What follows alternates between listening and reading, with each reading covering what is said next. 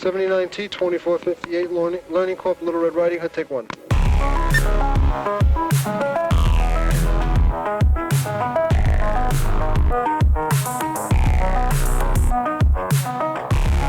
Story of how Ryan found out who the hell Aaron Clarey was. You may not know this. I've never told you.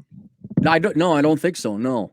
So I was in like the 2000s and the 2010. I kind of fell into the MGTOW rabbit hole because I liked a lot of the pickup stuff, and this was kind of what was picking up. So it started with Girl Writes What, and then from her I found Terrence Popp.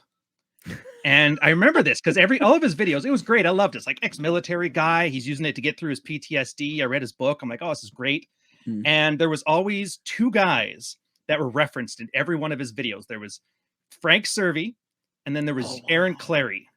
Really? So I didn't know who. I just knew you because, that's the guy from Bachelor Pad Economics, or that's the guy from Enjoy the Decline. And Cervi was the one that had like the professional corporate land and everything. Yeah, I know Frank. Yeah. So I didn't know what you looked like. I'd never heard the podcast. I didn't know you've been doing this for like 10 years already, which was weird because you think YouTube would suggest it, right? And then finally, Rolo got a hold of you. I think it was to come on Rule Zero once, right? Because you guys want to talk to Clarey. I'm like, finally get to meet this guy. To be honest, I was kind of expecting a frat boy, and to see like this eloquent economist dressed in Goodwill clothing. Yeah. Practically homeless. Yes. Homeless attire. I know John used to love ragging on you because like you're dressing it from Perkins and Walmart shit, but I'm of the generation that when we went to college, like, do you remember when Salvation Army and like thrift store shopping was sure. Like, rag stock? Did you guys have rag stock up in Canada? Yeah. It was before it was popular too. So you could actually find stuff. Now it's just like everybody picks it clean and then opens it up in a designer store to sell at a markup. But yeah, so that was why I found out about you. Yeah, I remember. Well, even to this day, I go to Goodwill, but I kind of feel cheated, or you're right, maybe they are picking it up. But Goodwill prices are now sometimes more expensive than Walmart. Yeah, and I'm just kind of like, well, don't maybe go to the new places like a Pride, a Prestige that comes in here. Like $7 for a shirt, I can get a pack of 6 over at Walmart. So yeah, the days of the Goodwill shopping and the rag stock and the Salvation Army kind of all gone now. Yeah, it was pretty sad because I remember I was right around the time that Gap had swing dancing was in. Remember that? The swing khakis? And then for a minute there, everybody was swing dancing, and then it just disappeared one day because I don't know what picked up after it, but it sucks. I learned that skill, how to dance and meet chicks, and then forget about it. And that's why I had to learn mystery. Oh. All right. So if you guys don't know, this is pre-recorded. I go do the audience preamble here. And I was going to go, I want to talk one-on-one with Clarey so much, but I told you before off camera, you're the hardest guy to get a hold of. Your schedule is brutal, which is fair. It's well, okay. Let's be honest. I am in the not necessarily phase out phase, like retire phase. I'm in the plateau, refocus on more fun stuff. And not to mention, for the past 18 months, I have been dealing with the house, which is all done. So it has nothing to do. I feel bad, kind of like I like what I wasn't excited. I will come on. I just need to know a heads up a little bit. But that should be kind of changing now. But yeah, I'm kind of like, I did enough work, and now it's the enjoy the life kind of phase. So wait, you're technically retired then, like half retired? Half retired. Because I mean, well, you and I were talking about just not a minute. I can't believe we're doing this. Like, is this work? Is this, I mean, I know I'm exchanging my labor for money, but this isn't a real job. I've never dare call this, my business, bro. No, this is not a business. This is a dumb schmuck who fell into it and just happened to be at the right place at the right time with the right message. So it's kind of, yeah, I have obligations, but yeah, I'm also kind of semi-retired where, yeah, I could do whatever I want, whenever I want, and I do. But there is obligations. Like, yeah, I got to put together a podcast. I have to answer my questions over at the consulting thing. I occasionally got to write a book that I want to write. So it is not really work, and it is obligations, but yeah, it's kind of obligations. Huh? Self-inflicted obligations. Self-inflicted hobbyist obligations. Yeah. So I know it is kind of and then the semi-retired thing where like, yeah, I have coffee in bed with my girlfriend till about 9:30, 10, and then I get up. You ever see Jean-Claude Van Damme, the spoof starring Jean-Claude Van Damme? Oh, JCVD, the movie? Yeah. No, I thought it was a series. Oh, there's the series. I've watched the first 2 episodes of it. The one that's like really self-aware, a lot of winking. Yes, and he goes out. He's all depressed and sad. He takes his Segway out to pick up the paper with the dog. That's kind of what it is. It's kind of like this existential cry, like, oh yeah, I got my house and things are put together, and now what? You know, so that's kind of what it is right now. Yeah. To be honest, I kind of find that more romantic than the what's his name, Hank Moody, like I've done everything and now I'm like a degenerate drunk because of it. Those guys who have kind of accomplished their peak thing and now they're on the decline. I kind of like that one less, because at least you're not becoming self-destructive because you need things to do. You just make yourself productive and live your life, right? Right. And I think concurrent with back when I had a real job and all that and was building this up, I had my vices. I drank like a fish, but it was also very conducive to that because I was working from home.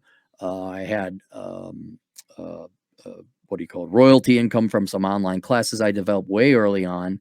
Nice. And so I already went through that Hunter S. Thompson type of phase. And now it's like, well, you can't live life, drunk and stupid with a heroin needle in your arm. You got to do something else. But I'll tell you that's kind of the current demon I'm wrestling with. And I think a lot of younger, no, not heroin. No. No, I never did heroin. I drank like a fish and I get it. Metaphorical heroin. Can I ask you what do you mean by drinking like a fish? Because look, I'm a sailor. And lately, my girl, every time I have like 2 drinks a week, she's like, do we need to talk about your problem? No. But then they just had that study coming out where like 10% of Americans are drinking 77 drinks a week. Like, where on the spectrum?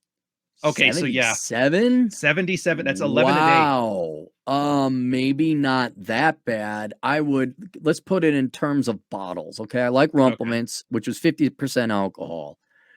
I would probably go through a bottle a week on that. Oh, and okay. at my peak, 2 bottles a week, which spread out over, so I was highly functional alcoholic. I could bang out everything. I'd still go to the gym. I'd be hungover, but I'd go to the gym. And then you don't have to drive anywhere or walk, you could walk everywhere, at least in the town I lived. So yeah, it was a problem. It was a problem, but that's where, but keep in mind, I'm $150. So that 77 drinks is for your average 280-pound piece of crap American, which, probably would be. Yeah, but I've heard your rants. You got a metabolism and a half. You synthesize that stuff like Captain America. Yeah, it was okay in like the first decade or so, but as I got older, I couldn't. I could, but just hangovers suck. That's what it boils down to. Hangovers suck. They just suck. That was what I noticed, because it's the same thing. The military, when I was on foreign ports, I drank the same way. It would be on the weekend, polish an entire bottle of something off, or 2 bottles, and then I'm sleep deprived, but then I'm back to work, working 12 hours a day and working out too. So, but everybody kept calling that functional alcoholism. And I'm like, I don't think so, because sometimes you just stop for like a couple months at a time. You just didn't feel like it. Yeah. No, addiction or a problem seems like the thing where you wouldn't be able to stop. I think Bill Burr said it best. I drink because I'm bored. And that's where, no, I'm being deadly serious because, dude, okay. It's like when you look in the fridge because you're bored and just close the door. Yeah. Like you looking for something. No, quite literally, because and I'm warning people about it because you're kind of roughly in the same boat. You don't have kids. You don't have any legal financial obligations. You got your financial act together. We make a living off of this kind of obscure, don't have to commute, don't have a boss. That's you're not in public. And so you can, and then it's so efficient, especially if you don't have big spending tastes. Like you don't need that much money to get by. So literally you're working 2 hours a day to make ends meet. And then you're like, okay, what's next? Well, normally you'd have a family maybe by now. So you'd be occupied with the kids. You'd have to have a job to support the kids and the family and the wife. I don't borrow money, so I don't have a car payment or anything like that. And then you do all your chores and you're like, oh, it's 11:30 a.m. What am I going to do? And like, okay, you play the video games, that gets boring, but then you drink because there's, at least you get a hit off of it. It's cheap in the grand scheme of things. Yeah. And then it's like, oh, I feel good afterwards. But then you do that, and maybe nothing else. Is like, okay, yeah, you got to cut that out and go find some other hobby or form of Epicureanism to do so. But yeah, it's just like, nah, this is going to develop into some health issues if I don't get it under control. So it's a trap, maybe not necessarily alcohol, but you are going to have an existential trap of sorts where it's like, I got to do something, especially if you play your cards right and you don't have a family. You need to find something to do. And so I think a lot of people are going to, particularly men, they're going to find something, and it's either going to be vice of some kind, or it's going to be like we're Rollo, where it's just production. Workaholic. And yeah, workaholic, but you think you like to strike a balance. And so I think I got that. Like I'll go hike. My vice now is root beer floats and ice cream. And sex, I would say, is also a good vice to have, because I got a vasectomy, so I can bang it out all I want. There's no consequences. TMI, dude. I'm just pointing out that instead of sticking a heroin needle in your arm or becoming a pothead, maybe you stay in shape. Your girlfriend stays in shape. You guys, screw like rabbits. It's just better than having hangovers. Yeah, fair. It is something that people are going to face, once you get to whatever finish line that it is you're struggling for. I'll tell you though, from experience, it's not so much the case of just in this situation. Because case in point, when I was deployed, I didn't feel like I was a workaholic. I was working like 16-hour days, 4 hours of sleep a day, tons of workouts. All I did was like eat, work out, party, all that stuff. When I got back home, they posted me to a shore unit where I had to do shift work, 12 hours a day, 4 days on, 6 days off. And you could see the difference in attitudes between men who had vision and men who didn't. And I'm using the manosphere term vision here. Like case, I was going for another degree. Military was paying for it. I had a plan. So if I wanted to leave the military, I had a job I could do outside of it. A lot of people didn't. And so when you get to these 6 days off, the guys didn't know what to do. So all they did was just drink and sit at home. Like same thing like you said there. With families, productive, full-time jobs, a career, pension, the whole works, but they still had that same aimlessness, even though they were gainfully employed and had a boss. But you could tell the difference mostly in weight. Like the BMI of people who had things to do stayed level. The BMI of people who didn't grew. Which is also why they used to call them popcorn POs. This is like chicks who got promoted because they were giving more diversity. And then instantly 40 pounds on the ass for any girl who like wasn't getting pregnant every 2 years. It was the weirdest thing to watch. So I don't think it's so much a problem with like us. I think it's like a modern life problem. Like things are too easy. There's no world war. There's no factories starting up in your town. Logging isn't an industry anymore. You go back 100 years, it was human calories that did the lion's share of the labor. And now we have machines that do it, and electricity or however it is powered. I would also think, kind of paralleling how you were in the military and doing these 12-hour shifts, when I was in school, and I think a lot of other people, when they go off to college, if they fall into this category, you're going to school full-time and then you work, even part-time. I did full-time, and you're still developing as a human being in your brain.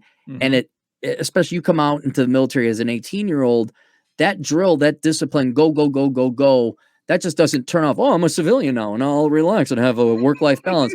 It keeps going. And then you're like, okay, I did my 8 hours today. And now what? Like you're geared to do another 8-hour shift of something. And so I think some things that slow you down, benzos, pot, booze, I think that is a very attractive option. Plus the social tradition of drinking. I think that's where a lot of people slip into it. Do you know I couldn't sleep in a bed for a year after I got home from my deployment? Would you sleep in a cot? In my sofa. I had to sleep on my sofa. Because on the ship, you have these little cots. They're like smaller than a twin-size bed. And I used to have them like cuddled up, and you had to have blankets underneath your mattress, because if the ship took a roll, you'd fall out of your bed. And nobody puts the seatbelt on, because if you do that, then you're just ragdolling out the side of your bed. So you'd have to, you set it up like a V shape. And so you'd roll into this, and you could feel the heat on the other side of this flat metal sheet of your buddy sleeping on the long side of you. But I got home and the bed was just too big. And so I had to go and sleep on the sofa, like cuddled into the corner of it. Even now, like all 3 dogs sleep in our bed because I'm in the fetal position, taking up the top quarter of our bed. And I can't spread out past that. But you were right. Like, I can't get rid of it. See it. And it's, you would think the human brain like would say, oh, wow, a bed. Or in my case, oh, wow, free time. And then you're just like, you don't know what to do with it, because whatever you had as a kid, oh, wow, a bed, oh, wow, free time, oh, wow, ice cream, that reward system, I think, is gone or suppressed or something like that. So now it's like likes repetition. It like goes back to what it knows. Right. You're very accustomed to that routine. And now like it's almost I wouldn't say dread, but light dread, where I got to do something for 4 hours. And I look at my to-do. You ever go back? Do you have a to-do list? No, I'm pretty good at keeping it all in my head. But for the most part, my computer, everything I need to do is like on a window somewhere. So I just have to look and then pick one and go. So I got a to-do list, and man, I keep going back to that. Like, okay, what's there left to do? There is nothing. I mean, there is. People think I'm joking. I'm not joking. I caulked the windows, recaulked the windows because the caulk was getting a little cracky. Okay, you know, I had to caulk those. Caulk. Don't want to crack caulk. Nope. There's like natural fissures forming in concrete that's no more than 18 months old. Like, oh yeah, that's supposed got that caulked. I mean, so you kind of like, all right, you got to do something. So it is a transition. Like I have to schedule, like, no, go for hike, take motorcycle out, that kind of thing. Not to sound so you like have to be your own boss cracking the whip, essentially. to have fun, right? And like, and it's weird. It's just so weird. So like, you go to the cigar lounge, you hang out with the guys, you know, getting a little socializing and all that. But I've said it before on my channel, but I'm probably going to end up joining like the sheriff's office or something, just to have a part-time thing to go do. Just like, you know, insult guys. I hear volunteer firefighters have fun with that too. A lot of guys have done that when they left the military. Yeah. Some where there's a group of guys. The firefighters, I don't think I'm big or strong enough for it, but you know, be a patrolman or something like that. They have chicks in there now. Guaranteed you can outdo one of them. Yeah, I don't want the life of someone I can't carry out because I'm only $150. I'm not as irresponsible as people who have their ego ahead of the safety of people. But it's just to let people know it'll happen in more lives than you think, where, okay, I got to relearn what it's like to be a kid again, and like go have fun and okay. And then also turn off. Maybe you had it as well, where it's like, I got to turn it off. Like, no, I don't have to be back home. There's no rush anymore. There's no, I could sleep in till 10, still get all my work done. There is no rush to go home. So shut up and enjoy this hike you're on, you stupid fool. So I guess I'm getting there. Honestly, it was a lot worse, but I was so pissed at the military when I left. A lot of it was me doing that to rebel. Like, F you, Dad, you can't tell me what to do. So I went and tried pot, and then I'm like, it just puts me to sleep. I don't like it. And so I quit. Yeah. Now that it's legal, it's no fun. And here's funny too. You were thinking about the family thing. Here was one of the points I was going to bring up. And I think you brought it up originally and I got it from you, or I don't remember, but people were talking about how you can't raise a family now. It's too expensive. And I think you can raise a family on a 1970s, 1960s family with a 1970s and 60s lifestyle. In other words, you don't need 2 cars. Your house only needs to be 1,300 square feet. You don't need 5 TVs in the house, like 1 TV. Like, as long as you pare down the discretionary income, you can actually have, you know, families with 2 or 3 kids and still live that normal 1 income household. Right. I'll put it in very clear black and white terms. It is a lie that you need 2 incomes to have a family. That is a lie. Now, you may repeat it because you didn't think about it. You never looked at the budget. You may repeat it because it's more important that you have your career and you want to use that as a back rationalization for not raising your kids. Yeah. Right. I'm going to tell you right here, it is absolutely possible to raise a family of 5, you know, husband, wife, and 3 kids, let's just say, old school family, right, on your median income in pretty much every first world country. And you just have to go without some things. And as you said, is doing without. And we're not talking like a lot of do without. We're talking like you pay cash for your cars, right? You can have 2 used cars, not a new one, not a lease, no finance like that. It's very possible. You don't need fancy clothes. You don't need, cable. The kids don't need a private school. Your family does not each need a cell phone. You don't, and here would be a big one. A lot of it is preparation. Sorry, ladies, this falls squarely on your feet. You don't need student loan debt for a joke of a degree to get you a job that you could have had at 16 years old. That's probably the biggest one.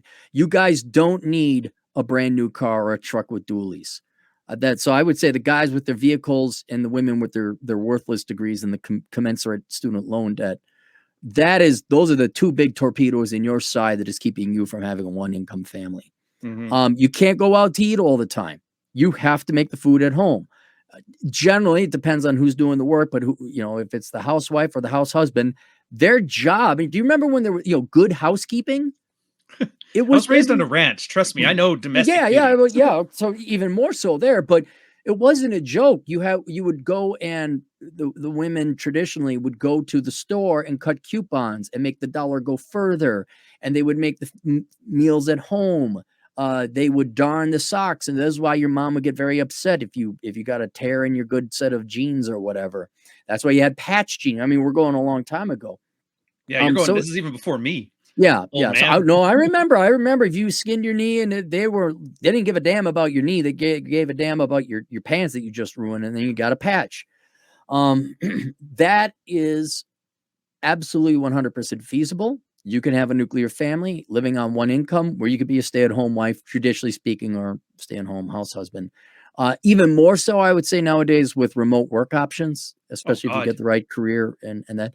But if you go and largely piss away your money, go into debt, and then try and start a family and want to maintain your material spending ways, yeah, it's not possible. Well, that's what I'm starting to think about this one. That same time you're talking about, yeah, having to readjust to doing your own thing. I don't think people want what they say they want. Like, I really don't think these trad guys, like the traditional conservative wannabe guys, actually want a traditional conservative family. Because if they did, and this is the economics, my little economics knowledge, if they wanted that, they would be doing these things. Because you're not explaining rocket science to me. These are No. very obvious decisions, but people aren't making them. Well, and let me tell you where the men would fail too. Like, okay, you got to buy a set of tools and fix your own car. Yeah. You're not paying a mechanic $250 an hour to do basic or even mid-level maintenance on Oh your yeah, vehicles. not for an oil change. Yeah, not for an oil, but even carpentry, plumbing, that kind of stuff. That absolutely, you'd have to take care of that yourself. But that's where a lot of guys, I think, would fear that as well. But that's what gets me wondering then. So like, guys aren't stupid. They could learn these things. They could make these decisions, but they don't. But then they complain that they don't have can't have their cake and eat it too. And this is why I always say that men are being raised to be defective women, like that entitled attitude that I can do it all. I swear to God, I may be wrong, and maybe that's just human beings, but I think that is a defective woman attitude to it. So here's my question to you. From an economics perspective, what do you think the value is in saying you want something, complaining that you want something, but making no moves towards it? And this is the question. I don't have an answer to this. I really don't. What is the read the question again? So people are saying, I want the traditional lifestyle. I want a wife, a stay-at-home wife. I want kids, all this stuff. None of their economic decisions they make push them towards that goal. Right. But they still complain about it and they still say they want it. So I'm like, there's a duplicity here. And I'm curious, like, clearly people are getting something out of it, but I don't know what. I can guess. What is the ramification? Well, no, not the ramifications. Like, why? Why? I'm telling you, I want a family and kids, but I do nothing to get me closer to there. So why am I lying to myself? I am shocked you have this question, Ryan, because you wrote the book. The answer was in your book. Well, I want your answer. I already know my answer. Well, you hit it on the head, although it was in the context of women. Here's what I found out about human evolution and what we want as all of our base needs are covered and kept. We want a lie. That's what we want. Just as women want to have their cake and eat it too, so do men. We would prefer to live in the lie that there is a chance. We will hold out for the chance that we will get the white picket fence with the traditional woman, et cetera, and here's the key thing, without having to put the work towards it. And when given a choice of putting the work into it and actually getting that in the real world versus not putting in the work and hoping for it, human behavior basically shows us we will go for the hope. We will go for the gamble. We will try to buy the lottery ticket. And you see it everywhere in human behavior. Well, I'm going to major in this joke of a degree, but I'm going to hope that I'm one of the ones that makes $100,000 or I get elected like Ocasio-Cortez.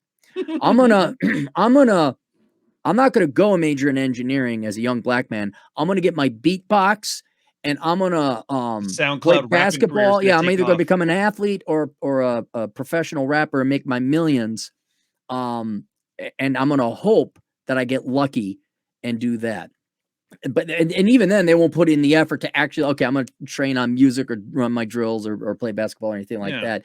They're just going to hope. And it's the same thing here where, okay, I want a traditional woman and she better be thin and have big tatas and she better stay at home. Blah, blah, blah. It's like, okay, well, are you the man who can maintain the infrastructure of the home, your trade skills, whether it's carpentry, computer repair, auto repair, and are you making Ward Cleaver salary, and are you responsible, and are you not living at home? Are you doing that? Even attract that kind of woman? Like, right, and are you in physical shape? But interestingly enough, if you do all that maintenance around your house, you will stay in shape more than the average guy. Or are you just going to sit there and keyboard warrior about how women are so unjust and unfair and they're delusional, which is all true, but then hope that some unicorn farts out of the sky and happens to like you? And again, when given the choice, anytime there's work involved, they're going to eschew the work and take the gamble and hope that that's going to pay off for them, because that's how afraid people are. And they'd rather live in the lie than ever admit they were wrong, and they got to go and salvage their life. Got to, like, oh my God, I made the wrong choice. I got to go back. I mean, how many times do you want to see people doubling down? Particularly look at feminists and women with their careers. You know, at what age do you say, wait a minute, I screwed this up. It is wrong. I do want to be a stay-at-home wife. No, usually they will double down. Well, I think that's a problem. Like admitting you were wrong, making your choices wrong. I think people have a hard time swallowing their pride on that shit. I really do. And there's an ego price that they would have to pay on that too. It disturbs. I called it, I derived this from your book. I called it the, it's PMS, but not in that way. The perfect mental state. Oh, okay. They would rather have the perfect mental state, however artificial it is, than have real success in the real world. Dude, that explains why they call it mental health. Like, you ever notice, like, mental health, they talk about, you got to fix your mental health, but they talk about it like it's a product, like you go pick it up at the grocery store. Yeah. You know, talk to this doctor. He'll give you mental health. You got to work on your mental health, but they don't talk about specifics. Like, if you're depressed, you're dealing with depression. Mm-hmm. Is it environmental? Is it whatever? No, it's mental health. You know, mental health. Here's a pill. Right. Yeah, here's a pill. Talk to this guy. This expert will give you your mental health. Right. And it's not, and see that's another example of the many that we could list. What is the true cure for mental health unless you have a general chemical imbalance or brain damage or something like that? I don't think chemical imbalances even exist. Like, well, not environmental stimulus exists, and I think those create those imbalances, but right. Okay, but let's say, okay, yeah, I get what you're saying. Let's say your rank and file modern day first world mental health problem. Mm-hmm. All right. What is the solution? To the average Westerner, they will accept nothing but an easy solution. Mm-hmm. So here's your pill, here's your therapist, here's your mental health. Just like you said, you picked it up at Walmart. The real key to mental health is diet, exercise, making your life count, which requires work. And again, if given the choice between working and having an artificial state of happiness, the perfect mental state, they will always choose the perfect mental state where they have their cake and eat it too. It's temporary, it's fleeting. The real world will inevitably rear its ugly head multiple times over and over and over again, but you cannot interrupt the perfect mental state. Same thing, guy smoking cigarettes. That's going to kill you. No, it's not. No, it's not, until it does. And well, so, see, my dad actually died of that. So I do know. And they know, yeah, I know I would. I probably should quit. But then they don't. Like, they say all the right things, just the actions never line up. Right. And so that's what I'm saying. If you really want to truly understand Westerners in general, that pursuit of the perfect mental state, I think, is I want to call it the last and final luxury good, because lies are the last and final luxury good. Lies, they're final because it'll kill you or ruin your life, but it's such a luxury good where you get to live this lie in your mind. Whether it's drug-induced or lie-induced or whatever.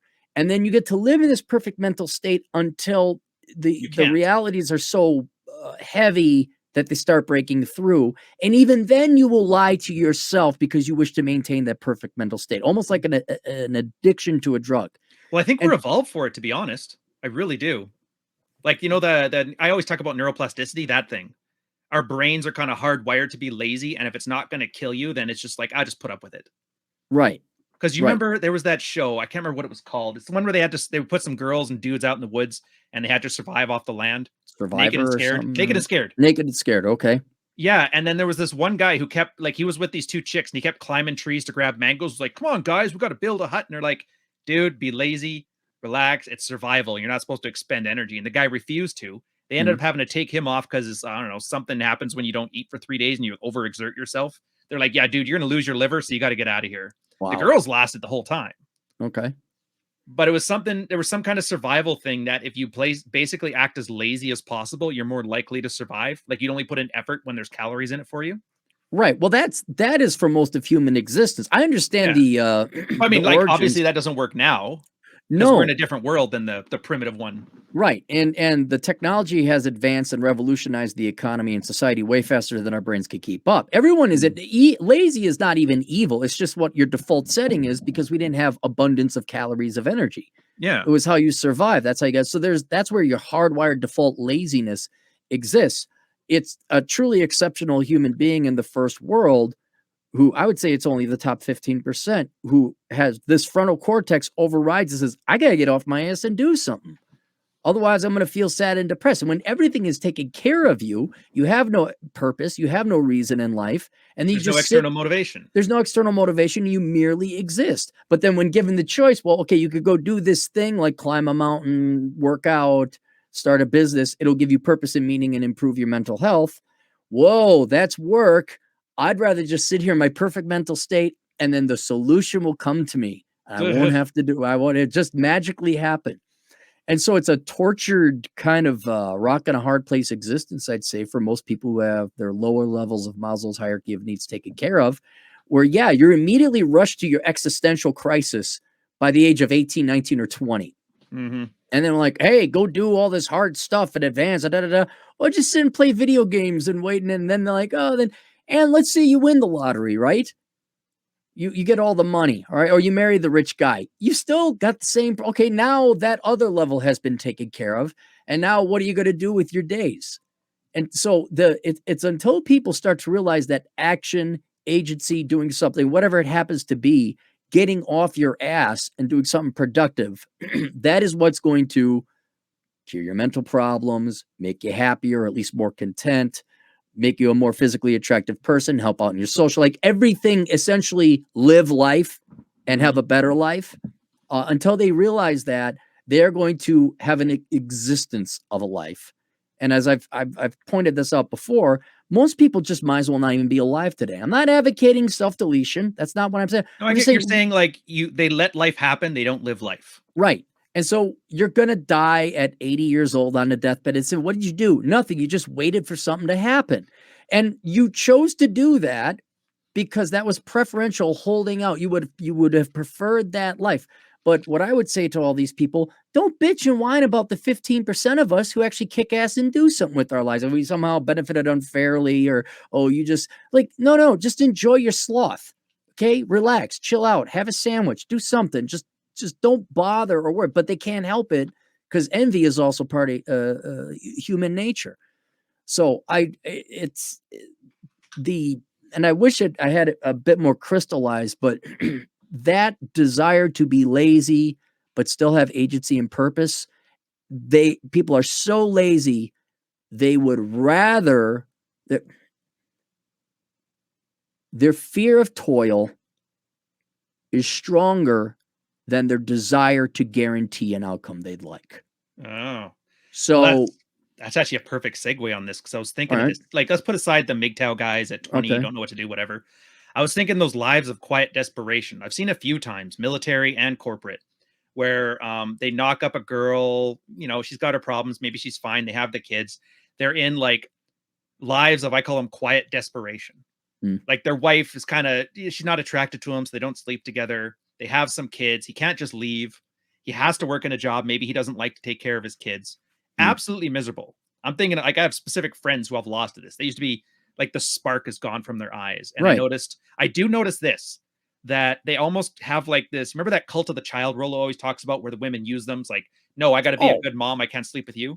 Right. Yeah. Yes, of course. Yes. I see dads doing it too, where they have like this hyper fixation on their kids will fall into the ocean and die if they're not there suffering through this horrible marriage, raising their kids. Right. Yes.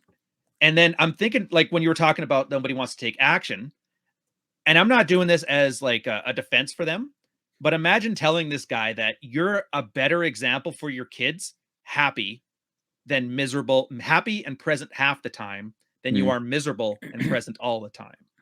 Right. And guys would much rather think, no, if I don't take them to baseball, the girls are going to wear hooker shoes and the guys are going to take heroin. I'm not even joking. Like I see this. I tried bringing it up once with a guy and I could tell, that one point where you realize you're getting through, but you don't like where it's going. So I just kind of back off. Yeah, I got that moment. I'm like, oh man, I don't want him crying in front of me. Like, look, man, never mind. I just kind of moved on.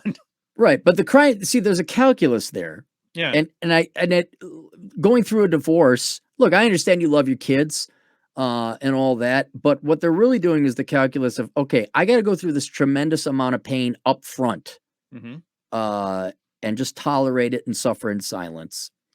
But then the kids are out, then maybe we could get divorced. And even then they won't get the divorce because that's a tremendous amount of pain up front as well. Or I might lose that. And it's true, you are going to lose your assets and all that other stuff. But the whole point is there's a tremendous amount of pain and work. Yeah. And they'd rather suffer in silence and amortize that pain over digestible amounts rather than rip the Band-Aid off and be done with it. Which is crazy. But again, yeah, but see, that's the thing. And maybe I just came from like, hey, we got to do this. You know, like, if I'd like to eat today, I got to work another shift. Like maybe I just didn't have a choice. Maybe that's a blessing in disguise, being hungry and poor when I was younger.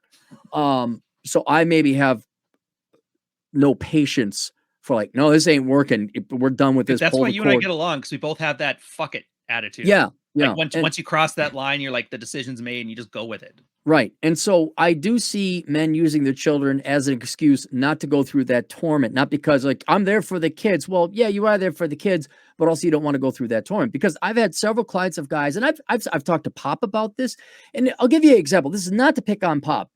It's standard teenage stuff. I think he has 2 daughters, and he went through hell. It cost him money, time, to the point of cost him his dog. Cost him his dog, just so he could see his daughters, right? Well, then his daughters, per usual, become insufferable teenage girls.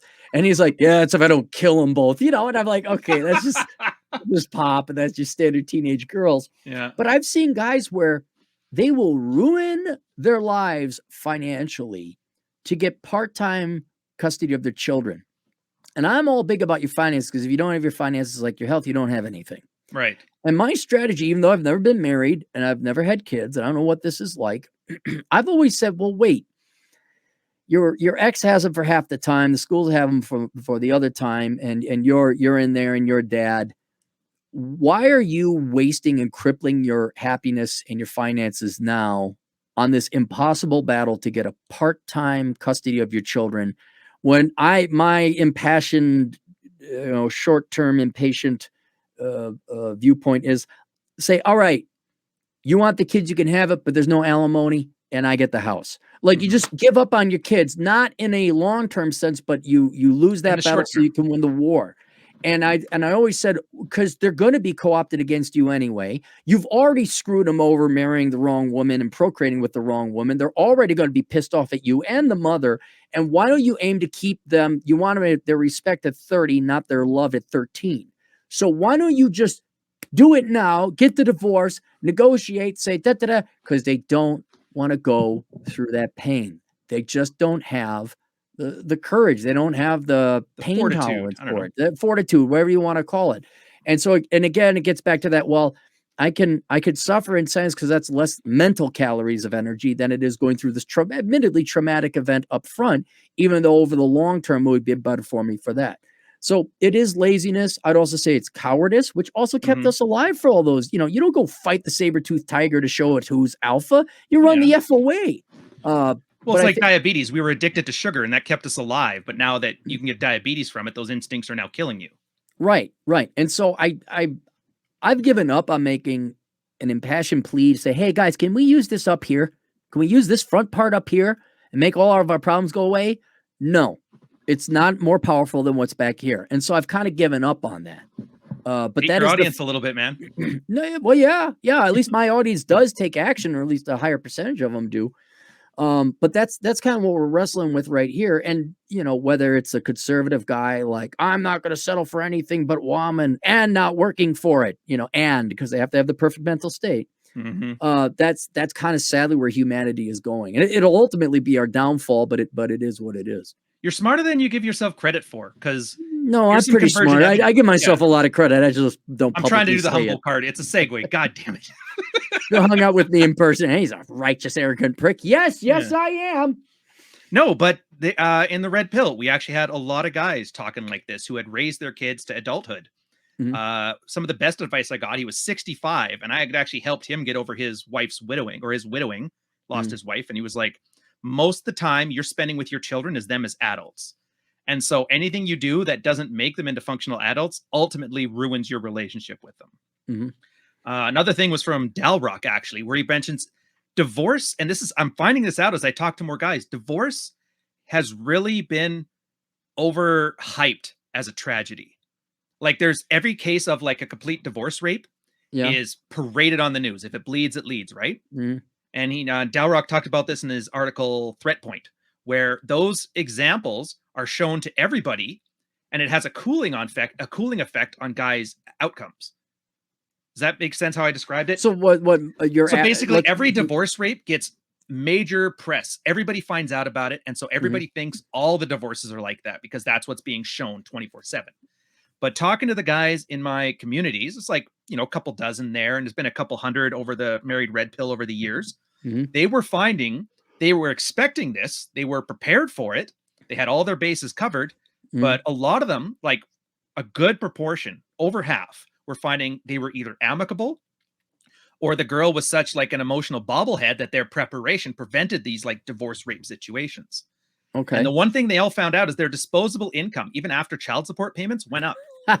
Well, I know that. Yeah, of course. Yeah. But you know what I mean? So then they were finding out, okay, so it's like tigers. You know how they train the tigers, and the one rule they have is never hit the tiger with the whip, because then the tiger knows it doesn't hurt, and then they stop being scared of it. Okay. Oh yeah, it's like a lion taming thing. Okay. So that was the part I found about this. So like the guys that are worried about it, they're not actually worried about it. They're worried about the perception of it, which isn't the same thing. And this is where they were arguing that, and there was some feminist economists, I know they actually exist, who'd have thunk, who actually made the case that this was good from a feminist lens because it's making men who are still married act more submissive. Like you were saying, that I don't want to take the risk, a little bit of cowardice, makes them act more submissive, give more power to the wives, and is most likely the reason that women initiate, 7 or 8 out of 10 divorces? 7 or 8 out of 10, yeah. Because it turns out, and this is something that Keone Galt called the emasculation paradox, that by these guys submitting to their wives because they're trying to avoid divorce rape, makes their wives resent them that much more and makes it more likely to happen. Yeah. Well, they made a movie out of it, but it might as well have been a documentary. It's called American Beauty. Oh, yeah. It's like you guys got a Lester. Maybe not the best example of a positive outcome, but sure. Well, yeah, but that was I think just maybe don't watch the ending, guys. You're fine. Yeah, the ending was a little dramatic. You get the teenage chick. It's awesome. Yeah, but no, it was the classic. It wasn't until he started standing up to her that all of a sudden he could possibly seduce her again. And he started getting respect out of his employers and doing what he wanted and all that other stuff. Look, and maybe. First world standards of living are just so soft. Most men are just afraid of any kind of pain or discomfort. But aside from the fact you should not be getting married, let's just, a lot of you guys are going to go do it anyway. Well, guys, can I push back on I know it's a semantic thing, don't get married. It's that marriage is a bad deal for men. Okay. Well, I don't like the idea of just telling a guy categorically what to do. Is a bad thing for men. All right. I understand the nuance point there. Aside from that, you guys cannot be afraid of divorce and, oh my God, she's going to take half my assets. Yeah. Hopefully we're getting out there that there's some preventative medicine that you can do that. Like you make sure you're in the right state, you get a good lawyer, you find the right girl, all this other preventative medicine stuff. But guys, you're absolutely miserable. You're absolutely miserable living with this woman. Leave. She could take all your money. She could take all of it. And you have to support the kid for another 10, 15 years. It doesn't matter. Be done with it. Get your mental sanity back. Because it's not like you're going to starve. You got family and friends, I hope. You can always go down to maybe I'm just more comfortable living in the lower level, but you can always go to the food shelf. You can always go to Goodwill or Walmart and get yourself some clothes. You can always move to a non-extradition country. That too, but you got to find, but it cannot be worse than living under tyranny, essentially. Just a mental tyranny and mental pain. And I can't help it if you're a pussy or a coward or you're like, but it's for my children, whatever you want to, whatever excuse. I always hate that lie. That's the worst. Using your children as human shields for your lack of action. That drives me nuts. Right. I mean, it's like, just no, leave. And you'd be surprised. Like, I did not really start becoming successful until I got into my IDGAF phase. And I started just fighting back, pushing back. And it was kind of a Lester Burnham thing, although not a la the movie, Lester Burnham. In American Beauty. Kevin okay. Spacey's character. Oh, yeah. Like with girls, like, you know, I remember I was like the nice guy and okay, I'd be there for him and da da da. And then I broke up with my girlfriend at that time. There was no sex. And the next girl's like, oh, do you want to go out? I'm like, no. And she's like, why not? I say, because you won't have sex. And because she was Asian descent and very traditional. She started crying and, oh, I'm the bad guy. I'm like, get the F out of here. Get the F out of here. I do not have time for this crap being Mr. Nice Guy and we cuddle. No, my dick is getting wet. F you. Get it. You're either sucking this or you're getting the F out. And all of a sudden, girls started like, whoa, where are these girls? Why are girls gonna, like, you go out with a girl, like, are you gonna show up? You're gonna piss away my time. You know, you think that would put them in a bad mood. They actually show up on time. When it's like, you're gonna do this, or they, because I'm not even gonna bother showing up. Do you know Alan Roger Curry, by the way? Yeah, I think you're basically describing mode 1, I think. it could be, but all it is having self-respect, even if it costs you pain, it causes you pain and suffering. All right. I didn't get laid. Basic assertiveness too, right? Yeah, basic assertive. Well, and it's just, see, I wish I could say I was intelligent and aware enough at that young age to know I was being assertive. I was just pissed. I was getting sick and tired of being pushed around. And it's like the the kid who freaks out and can't fight, but he just starts throwing punches and he knocks out the bully because he lands 2 lucky ones. Or he realized people only go after him because it's the soft target. Now that he's fighting back, it's not worth it. Not even that level of awareness. It was just, I'm pissed. It also helps to be starving and poor. Like, I need to eat. Now you're in my way of food, clothing, and shelter. F you. Are you going to chew on this guy? Chew I on need what? calories. Give me that ear, son. Dude, it was bad enough. Like, there's a place called Perry's Pizza on the campus, and people wouldn't eat their pizza crust. I'd go and get the pizza crust. Oh, hey, whatever. That's not too proud to admit. That's how I got it. But anyway, the point is, you just get so sick of it and you start pushing back, and whether consciously or not, you're standing up for yourself. And that when you're in the midst of it, you think, what am I doing wrong? What's wrong? What is this? It's a psychological torment. Why doesn't my wife like me? Why aren't we having sex anymore? Why, that goes away because you're so pissed. And now you're standing up for yourself and you don't know why. All of a sudden, oh, now my wife is respecting me. Or my girlfriend is like, I don't know, put on the lingerie. Or my boss didn't fire me. Like, there's a perfect example. You think your boss would fire you if you got in his face? No. You'd be surprised how many times that doesn't happen. I mean, as long as you don't punch him or anything. But if you read him the riot act and then, like, you just leave, you might be surprised how many times they call you back. But so it's like, at what point do you realize the easy way is only the easy way for a day, very, very short term, and you're really on the long-term hard way? Whereas you guys all have to learn that the hard way. I do. I think they do. Yeah, and I think they do. And so, using marriage as an example, guys, if your wife ain't having sex, if she's getting fat, if blah, blah, blah, it's cheaper to keep her. If you're at that stage, you lay down, go watch American Beauty first. You go get a lawyer or whatever. You do whatever financial and legal things you have to do to shore yourself up. And then you lay down the law. Divorce her. Like, yeah, you're fat. And don't give her nice reasons why. You're fat. You don't suck my dick anymore. You treat the children like shit. F you, I'm out. Boom. Oh, and then, that's the best part, by the way. See the difference in, like, for the audience, for the way Clarey described it. He's not telling her what to do. He's telling you what he's going to put up with or not put up with. And that's the difference, I find. The one way is trying to be manipulative. That's like ultimatums. You suck my dick or get out. And I know you said that before, but, like, go with me on this. Mm-hmm. But you're just saying, I need a blowjob and, you know, I'm not putting up with bullshit. Right. It just lets them know the conditions to be in your life. And then they get to make the choice. Do I want to be part of Clarey's knife or not? Right. And you're right. Most people tend to be like, well, he sounds confident. I'll go with it. Yeah. Like, perfect story. My first client, when I finally started doing this, he was a doctor, surgeon, worked in the military. And he was getting divorced from his wife. You know, same thing we just kind of talked about, but she made the decision for him because she was sleeping with the soccer coach. He was worried about losing his kids, all that stuff. Oh, I know this. You can't make it up. But it was funny because he's like, I want to get custody of my kids. He was ready to spend a bunch. And I asked him, like, a very simple question. The government will not give you custody of your kids while you're in the military because you're able to be deployed at a moment's notice and they need a stable house life. So you have to make a choice. What's more important to you, your military career or primary custody? And I'm like, look, no judgment. There's no wrong answer. No. And he actually's like, you know, I've been doing this for 15 years. I'm finally at the rank of lieutenant commander that I wanted to be at. I think I'm going to stick with this. I'm like, good. So you see Good now, for him. Good. just because everybody tells you you have to fight for your kids doesn't mean that. And here's the better thing about it too, is that kids get to decide where they live. Even if you have custody of them, that just means like from a legal perspective, All a right. doctor has to call you as next of kin, but the kids can live where they want. So if you're an awesome dad and your mom's a giant bitch, yeah, the kids are going to come live with you anyway. So losing custody isn't necessarily the worst thing in the world. It's like you're saying, Clarey. And here was the part that makes me laugh that ties into what you were saying. He was like, he was worried about this because now he's like learning to pick up chicks. I taught him game.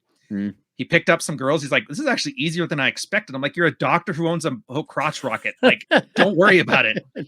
But he was worried that at work, he's like, they're going to think I'm some kind of man whore and treat me worse. And as he started standing up to his boss and that, and they were like, they started to like him. He got promoted out of it. He's like, yeah. Now they're inviting me to shit. I don't care. I don't care. But he was terrified of that outcome. Right. That was the point until he actually experienced it. He's like, oh, so all this stuff was just nonsense. As Rollo would put it, the feminine imperative put in my head to scare me. Right. Right. It also, like, most of society wants an obedient man. They want someone that they can control, but they're going to respect the guy who strikes out and actually leads, which is no doubt why you got promoted and all that. If you want to be the reliable, steady Eddie and just be an account, there's a certain personality type, but man, you cannot let people push you around, and you're going to be surprised how little cost and consequence there is to just standing up for yourself, alphaing up and telling people to F off. You're going to be even more surprised when they start promoting you or you start getting other areas of opportunity or respect or success in places you didn't even know. Because all those people are, like you said, the same cowardly types. They don't want to make decisions. Oh, this guy's willing to take responsibility for this stuff. Well, it's all yours, man. Yeah. Well, I also think that, especially in the West, people are so expecting men to, you see with these employers, like, you're going to come back now. No more work remote. Bye. Oh, wait. Like, they're shocked. They've never had anyone tell them no. And these people have always had the ball or the position of power, whether you're an employer or the girl or whatever else. But it's never tested.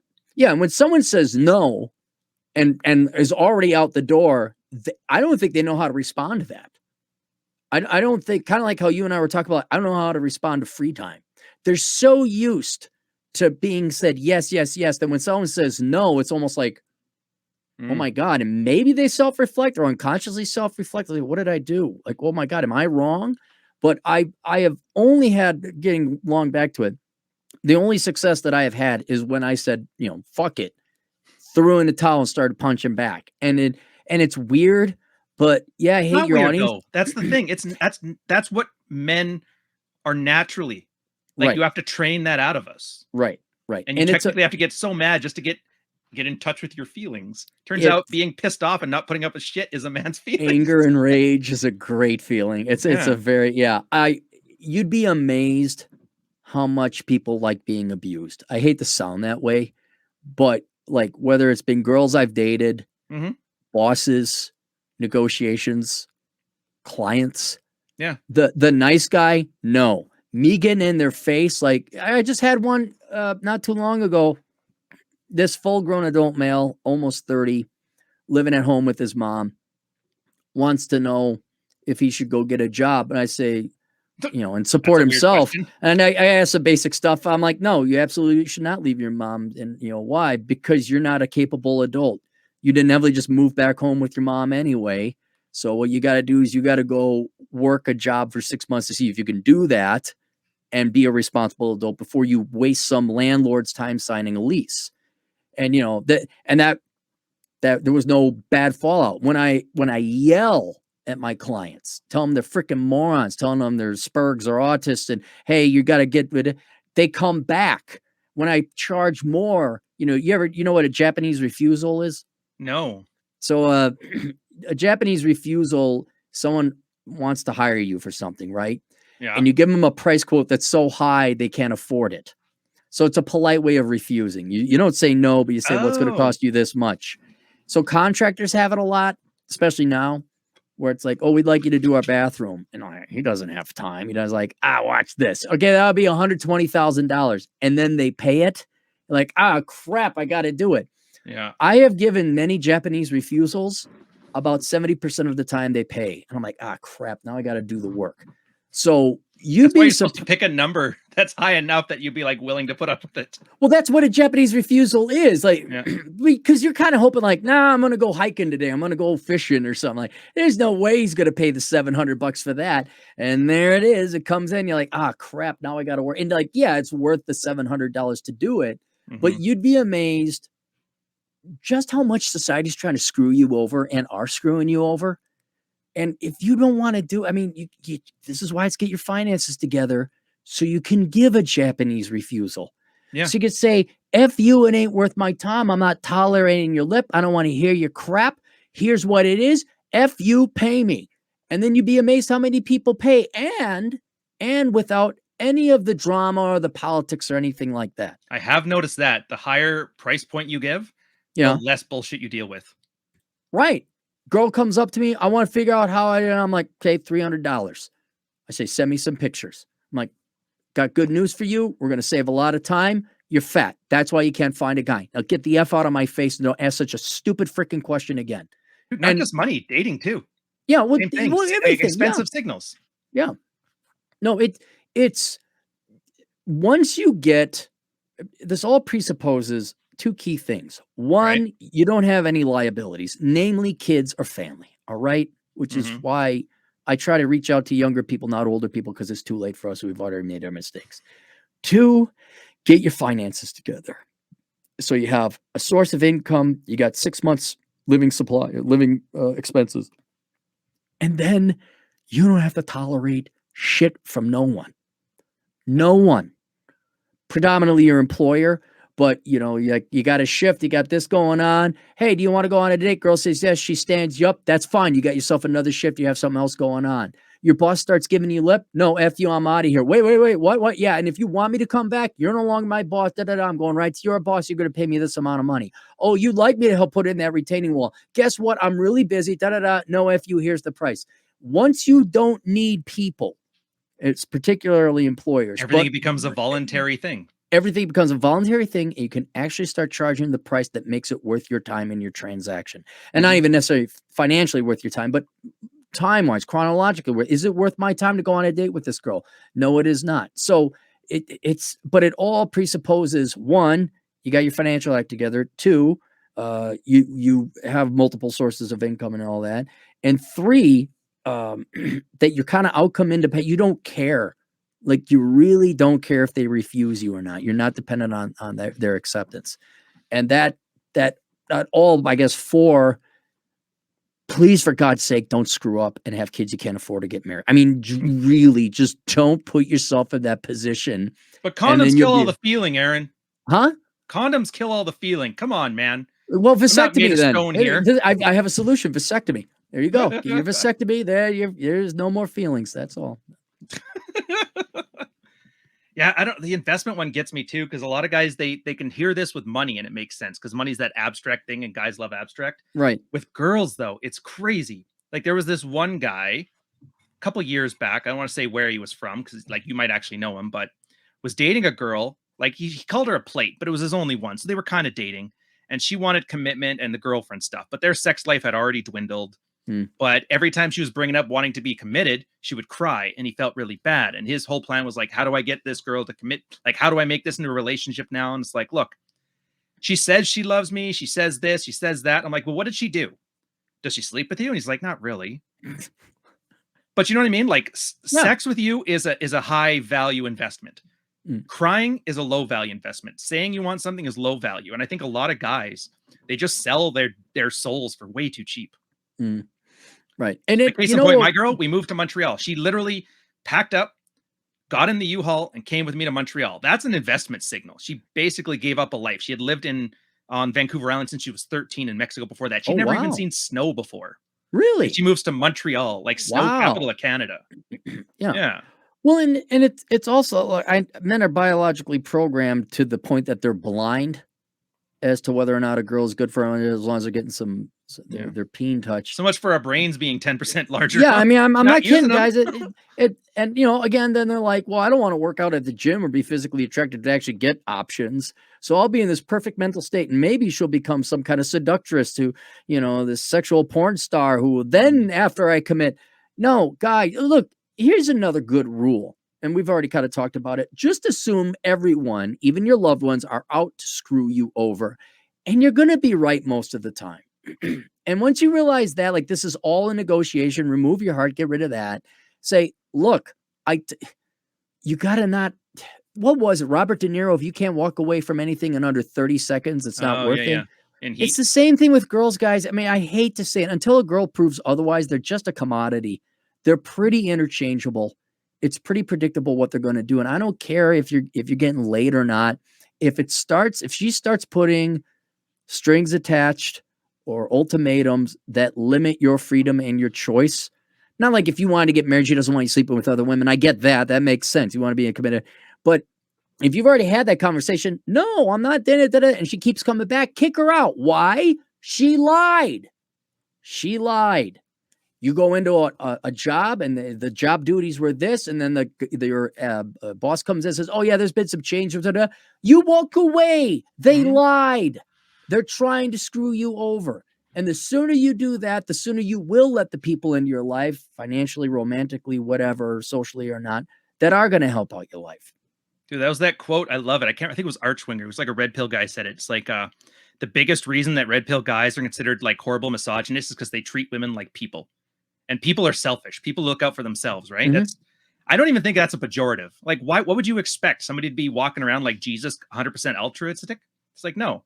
At least if people act like people in their own self-interests, then you know how to incentivize them, do what you want. I'll give you what you want. You give me what I want. But I don't like when it's like everything's transactional, dude. It is. Everything is transactional. What angers me, the currency changes, but it's all transactional. Yeah. What perturbs me is emotion. Why does it perturb you? I like it. Because it's dishonest. When a girl cries, I'm like, no crying, use words. You're not using that on me. A modern, like an employer would be, oh, your lack of loyalty. Oh, well, shame would be like, oh, well, I guess you're not whatever, Goldman Sachs material. No, I guess I'm not. F you, like that, oh, you're not loyal. Yeah. You're bad. Shame on you. You're not a good employee. You expected to do the job duties we said you were going to do. No, I hate that. I hate that. And that's because it's feminine. It is feminine. Women are like communal. Yes. And so, yeah, they're all about, it's like the crab bucket mentality. Guys aren't like that. Guys are a competence one. That's why it's so off-putting to you, because it's like you're treating you like a chick. As a guy, the competence is usually what makes you more incentivized or de-incentivized. Well, and it also, it's like, what the hell do we have the English language for? What do you want? And be truthful and honest to me about it, and whatever interaction you have with people, so I know whether or not this is worth my time. Because, and here's where, this, again, it's only the 15% that get it.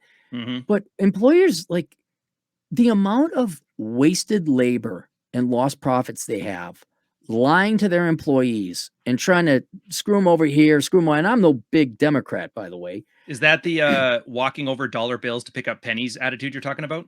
Yeah, but I think there might be even more of a human emotional element where they just like being the big shot. Yeah, they're sadists. They just like ruling over people. Maybe there's an element of that. What I don't understand is, from a much more practical standpoint, why don't you pay them something that they can live off of? Be completely honest about what the job description is, so that the people who are applying or looking at that job know what they're getting into and know whether or not they actually want it. Because they won't. You already know the answer to that. Well, if you told people what the job entailed, nobody would want it. Right. But then, okay, so we're stuck in this perpetual employee turnover. This division never churns a profit, or it never makes the widgets down on time. And who's accountable for it, though? Who's been fired? Have you ever been fired for a job because of lack of performance? I never have. No, not like underneath me. No. Yeah, I've been fired. I've been laid off. I've quit. Not once did it have to do with like not meeting the goals of the organization. It's always been like a management problem, or like an economic, like the stock dropped or something like that. Oh, external to the, yeah. So what incentive is there to be honest and forthright about this? Because that's not the factor that things are being judged on anymore, which I think is more of like a fundamental problem we're dealing with, as opposed to like a gumption problem. No, I look at employee turnover and how quickly, and you also see it, most companies go belly up. Yeah. Now, some of them stick around for a couple hundred years, but most companies go belly up. And I'm for me, again, as the economist, I'm like, this is a tremendous waste of labor, tremendous waste of capital, tremendous waste of opportunity. if you were just truthful and honest. But here I'm being I'm being idealistic and I'm being irrational. Star Humans Trek are nerd. never going to get there. They're never going to get there. But that doesn't mean I don't get pissed when I walk in, day one of the job. They're like, well, we don't have time to train you, so you got to hit the ground running. Like, oh my God. Now if that happened to me, now, You would hit the ground and then start running. I'd be running from the law. I mean, I'm not joking. I would almost think about causing physical harm to like whatever lying sack of filth told me what that was. But that's emotion. You can't let that happen. Dude, that was like my last layoffs. That's what I did. The guy sat me down. I guess their stock dropped by half and they're laying everybody off. And I was just like, why? He goes, look at the stock price. I'm like, oh, fair enough. But I wasn't mad. They were trying to be all serious, expecting like me to cry or something. I'm just pissed that they made me drive into work to tell me. It's like, you couldn't have phoned me last night. Save me a trip. Right. Save me the trip. Yeah. Well, see, that makes sense. They're not lying about the stock price. That's not a lie. Mine is like, maybe you've been lucky. I've just, most of the people I know, they go into a job and it's this and that and that and this, and it's like, no, it's like maybe 20% true, and 80% is all this other BS that no one ever signed up for, but you're desperate, you need to make rent. In any human interaction, I think we would drastically, exponentially improve all of our lots and all aspects of our lives if we were just blunt and forward. Like, marriage counseling. Let me ask you this, Ryan. Oh boy. Would there be such a need as marriage counseling if it was perfectly socially acceptable for the guy to say, you're fat and that's how I don't want to F you anymore? I think the fact that you framed it as something that has to be socially acceptable is why it exists at all. That's the problem. Okay. Socially acceptable shouldn't factor in. Correct. But because guys expect it to, like, oh, the herd better approve of it. This better be socially approved reasons. Right. And that's why they offload the responsibility of being in charge of the relationship to a third party. Did you know marriage counseling was the successor to the eugenics program in the Austrian painter scene in the 1940s? Wait, hold it. Okay, Ryan, once again, your IQ is over here. You and Carl are over in your Carl and Ryan world. You got to come bring it back to us mere mortals. Papineau, the father of modern marriage counseling. He was an American that worked with the Germans in the 1930s when eugenics was cool. Remember that? Where guys who had that much low IQ, they were weeding them out, cutting off their balls and whatever. So as a sister thing to it, they were saying marriage counseling as their form of like soft eugenics, walking parents through how to be best parents for the... Anyways, after the 40s, the eugenics program fell out of favor. And so they had to pivot to marriage counseling. And this all came from Germany down to the States. So it turns out, eugenics and marriage counseling were born out of the same egg from the same guy. But what did I always laugh about this. What did you say the eugenics came out of? The art scene in Austria? The Austrian painter scene. That's my euphemism for Oh, the Austrian. Oh, I got. Okay, all right. Never mind. I thought you were talking like Dolly or something like that. Okay, yes, the Austrian. No. So the eugenics program. But I would presume they just took. So it was the original. It was the original grifter pivot. Okay. Yes. But I agree. There's a couple reasons why it sucks because of that. Because, like you said, dishonest signals, right? Most women go to marriage counselors because they need to show certain things to the court before they're allowed to get a divorce. One of them is that I tried to fix the marriage with this, this, and this. I tried this, this, and this. They didn't work, so give me my money. So the marriage counseling is just a tick in the box. And marriage counselors, the smart ones, the ones that get a lot of clients, know this. And so they cater their thing towards going through the motions. And we had a couple in the Married Red Pill. They actually brought it up. And they also learned that as a practice, you're better off going to the guy, telling him what he needs to do instead of the girl, because they said, we can give the girl all the culpability you want, tell her all the strategies she needs, but the instant she gets emotional, she forgets all of it. Right. So you're going to get far more productivity out of it if you talk to the guy who generally wants to make things work. And even when he gets emotional, makes the effort. So if you take those two factors together, it's a complete lie of a signal. And as soon as you see the marriage counselor coming, that's like saying, I'm just going to Vegas with the girls on a girls' night out.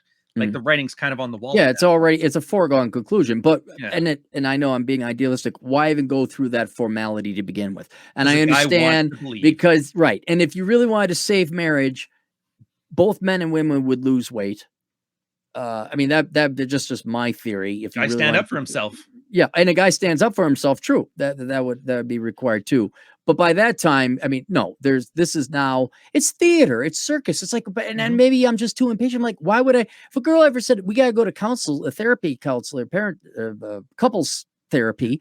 Let's I'd be just like, cut to well, the just judge. leave. Yeah, I'm like, okay, I'll pack up your stuff and get out of here. You know, That's the it's like, beauty of it, because you willing to do that makes it less likely to go through that rigmarole to begin with, true, very which I true. find is hilarious. Which is maybe the lesson everyone should take from this is be a dick. There you And go. I Just do, be- and when it comes to relationships, I find the emotions. I actually like the crying example used. I find it more honest, but not in the right way. Like women, I find are honest, but not intentionally honest.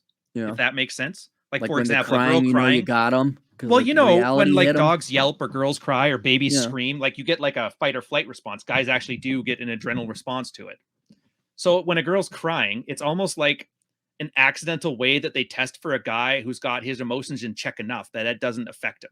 Right. So if a guy ends up supplicating because of it, then that's the one she loses attraction for. Right. She doesn't know what's happening. It's all, but I like it in the sense that if you know how to read it, it's honest.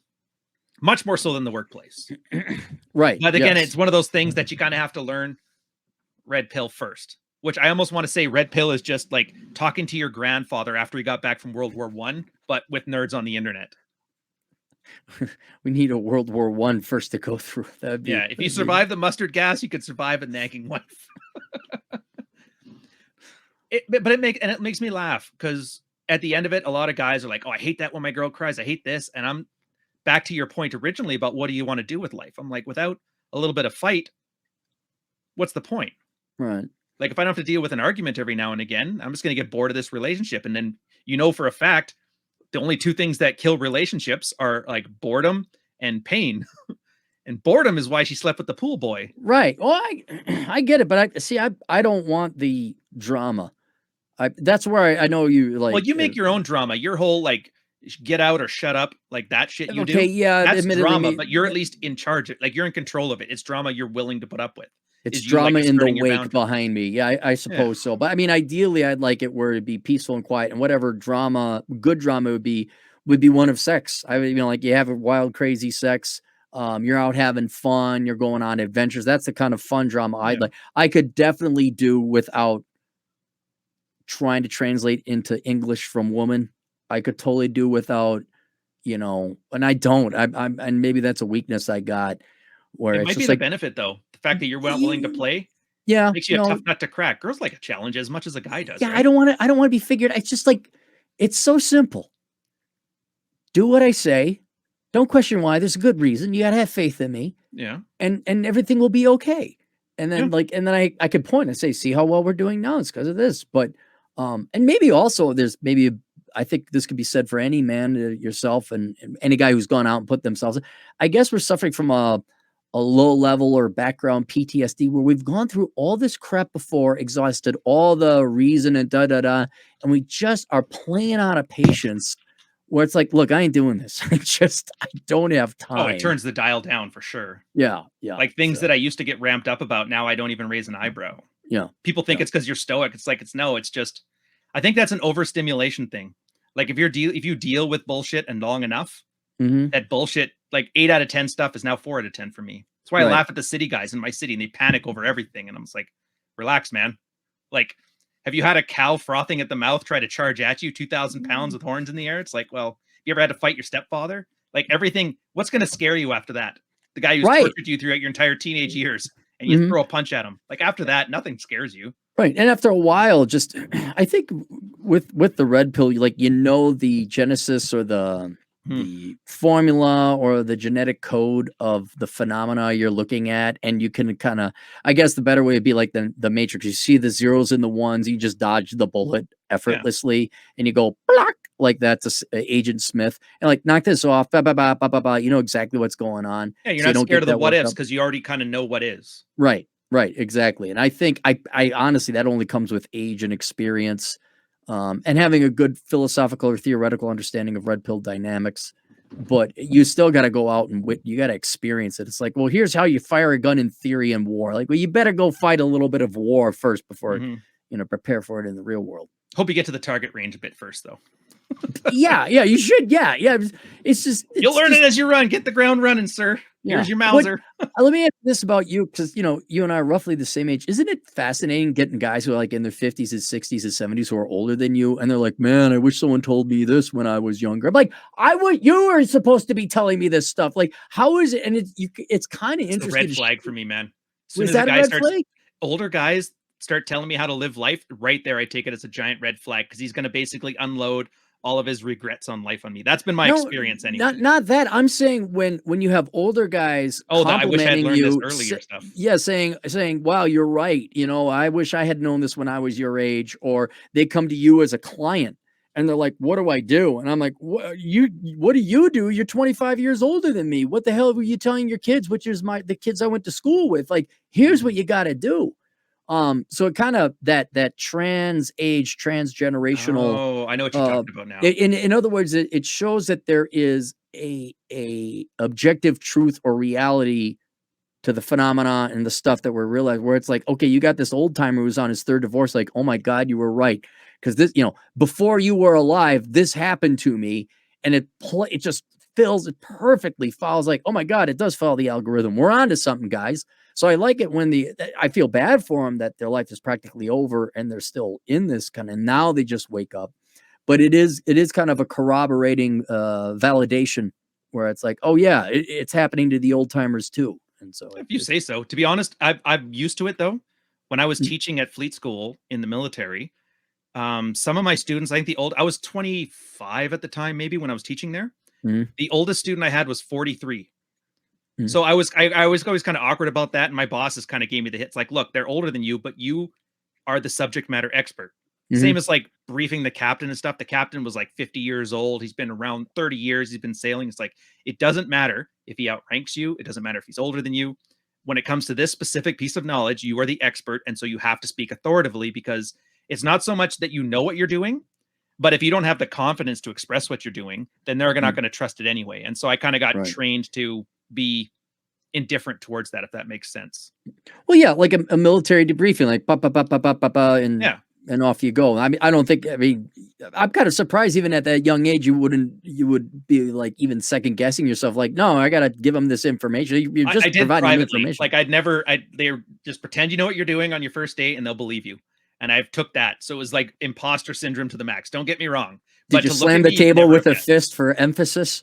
I had a wooden mallet that they painted the Avengers circles on. What, really? Yeah. Dude, the guys loved me. I remember at the end of the course, I had like a couple courses. At the end of the course, the students take you out for drinks and you pay for everybody's drinks. It's kind of like a tradition. Yeah. And the one class they wrote down every time I had like a pithy little saying to try and help them learn something, and they wrote them all down. I could still hunt it down, and it's funny. And I said some of the dumbest shit, but they're like, I never forgot how to deal with like this or message format again after seeing this line. And I read it. I'm like, why would you guys listen to me? But it was just said with such confidence. But like, you hear the same stupid shit I say like here or my tweets. It's like that kind of stuff. Yeah.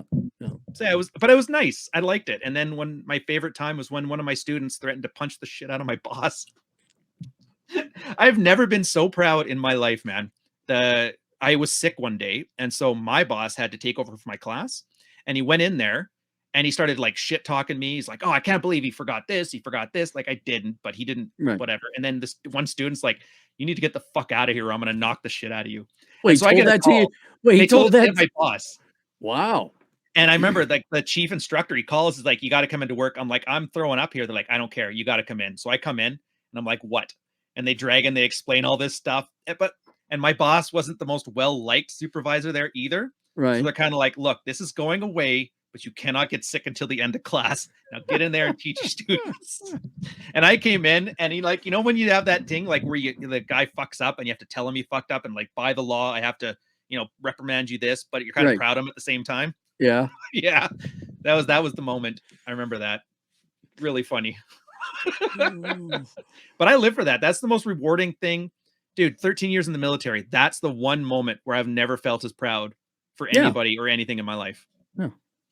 People were just being truthful. I think we all got to be truthful. That's just like, that guy's a dick. He doesn't know what he's talking about. Okay, there we go. Yeah, and nobody talks shit about my instructor but me. And I was like, right on. Well, I like that guy. He ended up not him, but that was the same class where the one guy married the girl that I dated before. And oh, that was an awkward moment. I'd have to read through your book again. I don't know if I put that in there because this one was a pretty horrific story. We were writing it, we were doing up his security clearance, like to get your top secret clearance. And part of it was I had to write that, like, who's your spouse's name? And he mentions her name. It's Melissa, blah, blah, blah. And I'm like, oh, that's crazy. I used to date a girl that had that name. And then we're in the bullpen with like 15 other instructors. It's like, oh, Melissa, yeah, she was fun, man. I used to love her. And then like 5 guys were like, yeah, she was great. I used to date her too. And he goes, yeah. Oh, she was passed around. Well, she was a chief's daughter, and she was like long story. Okay.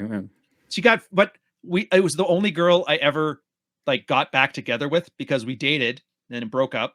And then she got fake boobs and I was lonely and I'm like, no, let's find out. And then I'm like, oh yeah, that's why we broke up. That's why you broke up. Yeah. But she was like, oh, you know what? I'm going to skip those stories. But yeah, he's like, that's my wife. And typical military, you cannot keep a secret. Somebody was outside getting reprimanded for something and they heard this. Yeah. And so by the end of the day, every time I'd leave the class, it's like, hey, I can't remember what the guy's name was, Steve or whatever. Steve, what's it feel like to know the instructor banged your wife?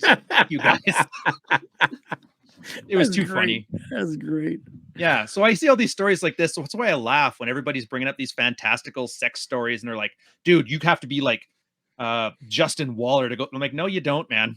Like the average guy, if he puts some effort in, can have these stories. And this is honestly the why I don't put up with a lot of relationship bullshit now. Because like you said, been there, done that. It's like, now I'm over it.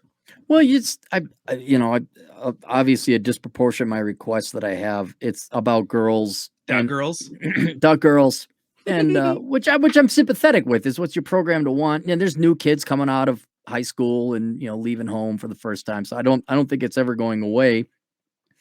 And so I got to kind of repeat the same old tiring advice. And what I try to do is tell myself, don't get angry if they don't follow the advice. This, you're getting paid for your 20 minutes of time or your answer. You paid for the delivery. You pay for the delivery, right? And so even if I repeat myself and that phenomenon and maybe perhaps tailored slightly to this guy's unique situation, it's generally the same thing.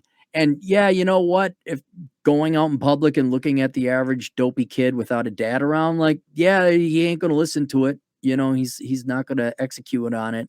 But you kind of got to let that not bother you too much.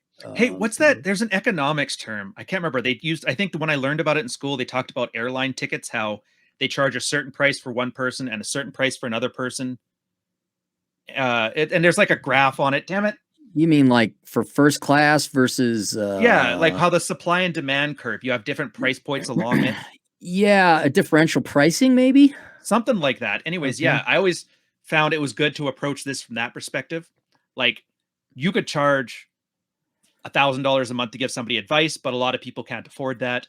Right. But if you're charging, like, I don't know what you charge for you doing your videos where you yell at guys and tell them to stop fucking around. Yeah.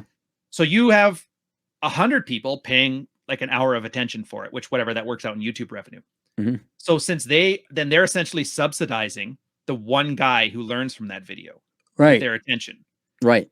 I find that does it work for you where it makes it more palatable because you're like, yeah, you talk to, how many videos do you do a year? You think ballpark 800 to 1,000. Okay. Let's say even number 1,000 videos a year. Each video is an hour long. It's 1,000 hours a year. And of the 1,000 hours a year, you talk to 1 million different guys, of which 990,000 of them don't do shit. Right. But they subsidize the remaining guys who actually do something. Now, those guys would have probably not been able to afford you at like $1,000 an hour or whatever you would charge if you were to one-on-one them. Correct. But because those other guys are not willing to do the work, that these guys actually have a shot. So you're saying that because they tune into the show and it's advertising dollars, it subsidizes what I have to charge to make ends meet. Yeah. Now, this may be a cope on my end, but I like it in the sense that the guys who aren't doing work now have become valuable in that they're lifting those few guys who will do the work on their shoulders. Right. Well, no, that happens. It's kind of the reverse. So what a lot of clients will do. Down. Well, no, in a good way. What the clients will do is they will say, hey, and I always give them a choice, like, because sometimes they want to remain private. I say a video response will cost this, an email response will cost that. And a lot of times the guys say, well, why don't you make a video out of it in case there's other guys that have this problem? So the clients have been very kind and charitable in that way, where it's like, here's the information for free for anyone else who wants to use it. So it becomes part of the canon or the cabal of Oh, so your videos public. are mostly private, but if they say it's okay, you release them publicly. No, for all others? my videos are public. Ah, okay. Most of them. Sometimes they want a video response, but they don't want to. They don't want to read an email, but they Gotcha. don't want their personal life spilled out on the internet. And even if people do give me their personal lives, I always change it, like state, country, name, height, Yeah, it's easy everything. to anonymize this stuff. Yeah, it's pretty easy, and so that way they still get their answer. But the problem is the same, and no doubt there are many other men that have a similar problem. So it is kind of like a happy cappy family where we kind of have this canon of work that you could go and search through my channel and answer, find a question or a situation that you're facing. But yeah, that it kind of goes the other way where it's the individual helping out all the other people. What I like about that though is it advances things. Like it moves it along. We're not answering the exact same question all the time, 10 times over because it's a private video. It's a consumable, just like the red pill sphere. Like you could pretty much find anything on YouTube now and have your answer to general dating, courtship, career, life management questions. It doesn't feel have. like you're stuck in a rut answering the same question, so you get to move past it. See, yes and no. I'll occasionally get different ones, and then I'll get just some, hey, your audience a little bit. I'll get some really dumb questions. Just some really dumb questions. Are we allowed to ask? Can I ask you what the dumbest question is? Are we allowed to share that? Okay, I had a dumb request. One guy wanted me to talk about what it would be like floating on a parade balloon. He wanted me, and I was like clueless, absolutely clueless. He paid the $120. So I'm like, what would it be like? And then you kind of think about it. That's something you wouldn't mind doing as a kid. You're in the Macy Day Parade. You're on a balloon. Yeah. Who wouldn't like that? Well, then later on, I find out there's like a balloon fetish, and this guy might have a crush on me and be gay, and which is fine. But again, you're the truth, I kind of wouldn't mind having a go at it. Yeah, well, it's kind of more like, again, the truth thing. Like, why don't you just tell me, hey, I got the sexual fetish, why can't you? And I got a crush on you. I would have respected that more, even probably give him a lower price. But now, because I'm confused, Would you give him a dick pic if he asked? For enough money, hell yeah. Do you don't have any identifying tattoos or anything? No. Oh, that's good. Yeah. I mean, I'll sell out for the right amount of money. The right amount of money, usually being FU money, so I never have to work or do anything. What again. You're saying? $20 is $20. That's TJ's saying when he memes me. Yeah, $20. But I would say $20 just depends what it is. Drink this. I bet $20 you can't do it. Watch me. All right, there we go. As long as it doesn't end up in the hospital. Oh man, that cheers me up. Yeah, but that's kind of. But generally, they all fall under career, girls, dating, finance type of stuff, tailored to their unique situation, which does make it unique. And then you get some very weird, odd ones. And then what's really cool, what I really like is because in the olden days, there was no asshole consulting. It was just me doing a vlog. So I could talk about the topics I wanted, kind of like what Rollo does. Or like you do and pretty much anyone else. And people are like, hey, when are you going to do an original? I'm like, I don't have time to do originals. I keep getting requests that people are paid. So now people are paying me to do original. One guy bought a package of 10 originals. Nice. So I had to go through my list. He paid you to talk about what you wanted to. Well, what I wanted to, because he paid. And, because, if people pay me, that's their time. So I got to honor that. But he paid me. So I'm like, okay, I'll do these now. And so those are my favorite where I get to talk about what I want to talk about. But yeah, usually it's the general wheelhouse and then other, which runs the gambit, which sometimes is interesting, but usually not. No. That'll be fun. All right. So the last bit here, I'm moving on to book writing. You're an esteemed, published, multi-award winning author. I don't know about award winning, but awards mean nothing nowadays. Look at the Nobel Peace Prize. But yeah, exactly. I've sold books. Yes. How do you write books? How did you write your first book? I find this fascinating because here, better question. Let me ask a more pointed question to start. I noticed this when I first started my first book. I found out that joke about every man wants to write the great American novel, 100% true. Everybody I knew wrote a book, and they all tell me they wrote a book, and they all never finished a book. Right. And it was almost like I was joining the club of people who have a manuscript somewhere in the closet. Right. And then like Brian from Family Guy. Yeah. Yeah. And then when I finished the book, I noticed there was a subset of people who didn't want to hear from me on Twitter. They just stopped listening to me, stopped talking to me. And it wasn't people I didn't like or people or content I shit post or anything like that. It was just normal people. I didn't even find out until later. Mhm. Did that resonate at all with your first book? No, I think What was because yours I like? wrote my first book was called Behind the Housing Crash, and it was so long ago, it was 2008. I don't think it was as common Hmm. as it was today, or it Look at is you today. trailblazer, you. Well, I mean, the platform was relatively new. Not that many people made that much money early on. So, and it was also sort of viewed as a vanity project, Mhm. like, oh, you're writing a book, you're going to do vanity publishing. Little did they know Amazon would put the traditional publishing house industry and Barnes and Noble and all them Oh, out so of Amazon business. wasn't even close to a Titan back then for books. Well, it was the number one sales place for books, but not for self-publishing. Oh. It's like online dating. It was kind of taboo at first, like, oh, can you meet a girl in the real world? And then it became the main platform.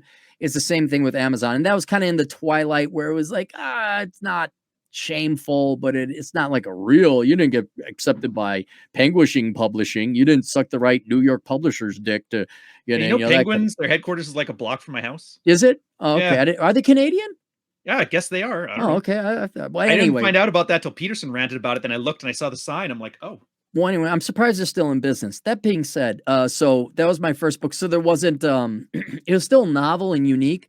And I don't know, Mhm. I got a lot of good friends. No one ever shamed me or like, oh, you finished a book or like some. I don't think there's any envy. But if anything, one of the most optimistic, positive experiences has been my publishing. No one's ever criticized me for writing a book or why'd you write that book or I can't believe, it's all been good. So, yeah, I think,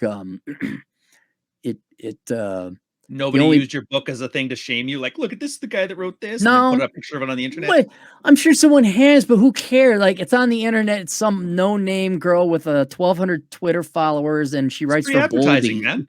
Yeah, well, go ahead, get pissed off. I couldn't Yeah, care less. I just spell the name right, link to the book, that kind of thing. But even then, I fair. couldn't care. But yeah, it was. No, I wanted to do it because it And was you kind of just my set your mind last. to it.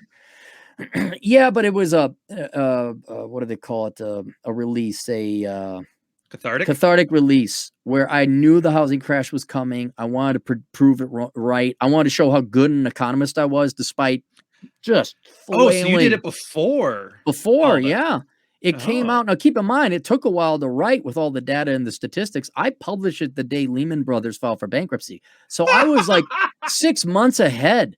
6 months ahead. And what was funny is right Dude, before I went that's to a publish. flex. That's a flex.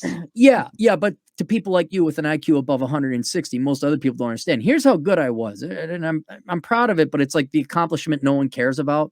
Mhm. Um, Those are the best ones.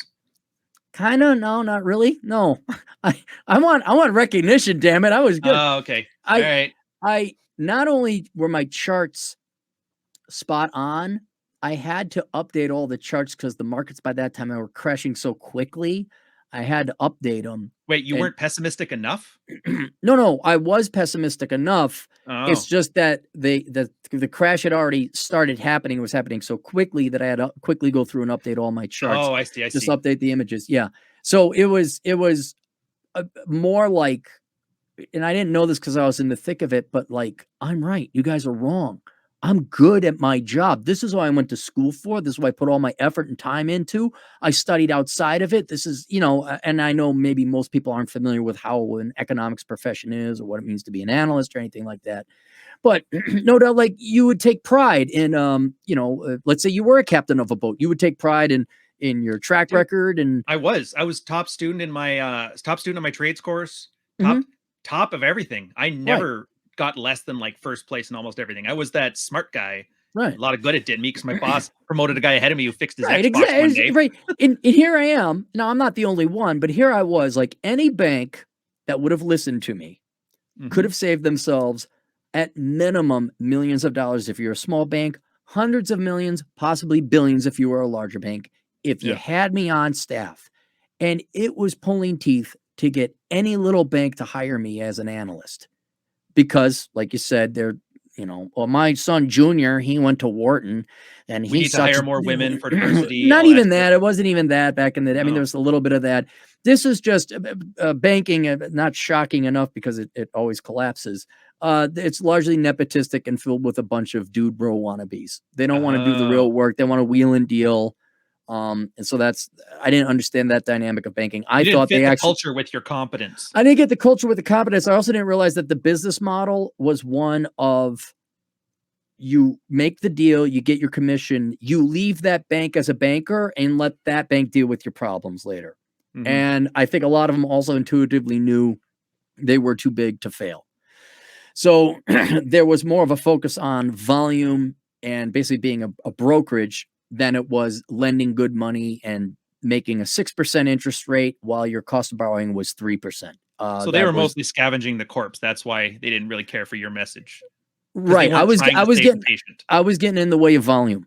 Now had they listened, like if let's say I were to speak at a banking industry thing in Vegas, because and everyone listened to me, I would have stopped the housing crisis, like that. And the key thing, and they listened to me.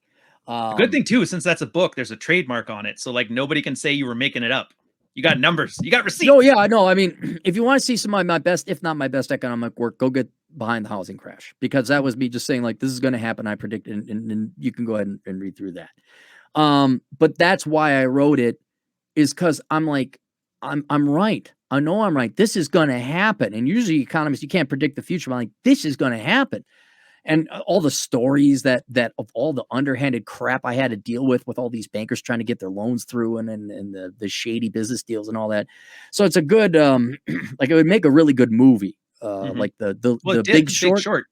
Yeah, that was on the financing side. This would be on the ground side of like what kind of loans and who we're lending to. And so the characters and the people are very interesting. But anyway, that's why I wrote it, to prove like, hey, I know what I'm doing. And then that's where I grew up a lot and became incredibly cynical and misanthropic and hating of people, because I realized no one cared anyway.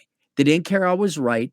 I thought like, oh, now like I would put on my resume, like, here, I'm a good economist. I can predict these things. I'm good for you. I can lower risk.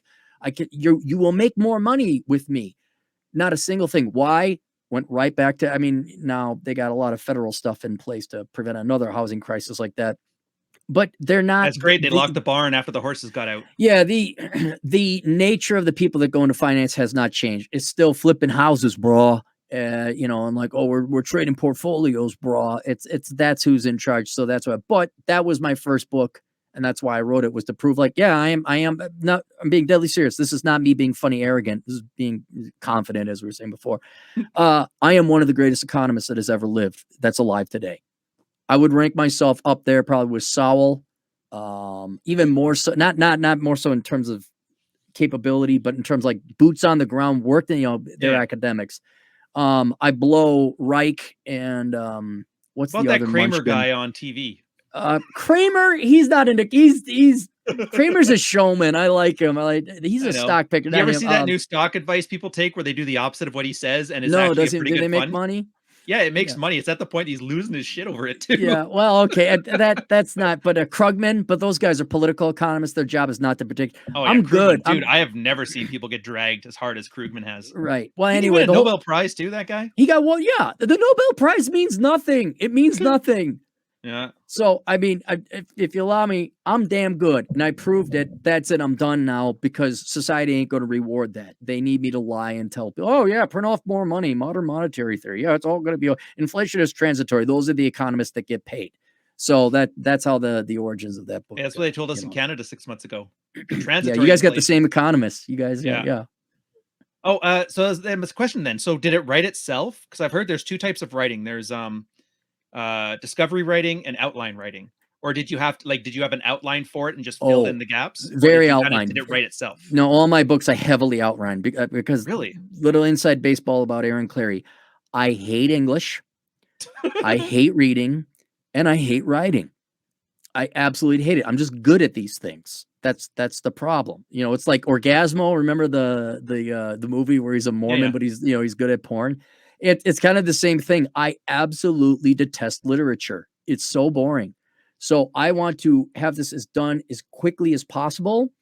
And if I'm going to put this much effort into a book doing something I hate, I want to make money off of it. So I put a tremendous amount of effort and time into outlining the book to make sure it flows, it's logical. I don't have writer's block. What do I write next? It's like, no, this is immediately what comes next, logically flowing. So I'm the outline writer. Absolutely. See, that's funny. We're exact opposites. I'm totally a discovery writer. I like putting all the work. Really? Yeah, well, it's still prep, but it's prep in a different way. Like, for example, for my first book, it was like I know the stories I want to tell, I know the characters, I know their Mhm. motivations, and so when I write it, it's as if I'm trying to relive the experience. Right, But but did you not all the prep work I did you did, not organize any it? of it ended up in the book. Really? Because I would have thought you had a logic, you had an organization, you even had a flow.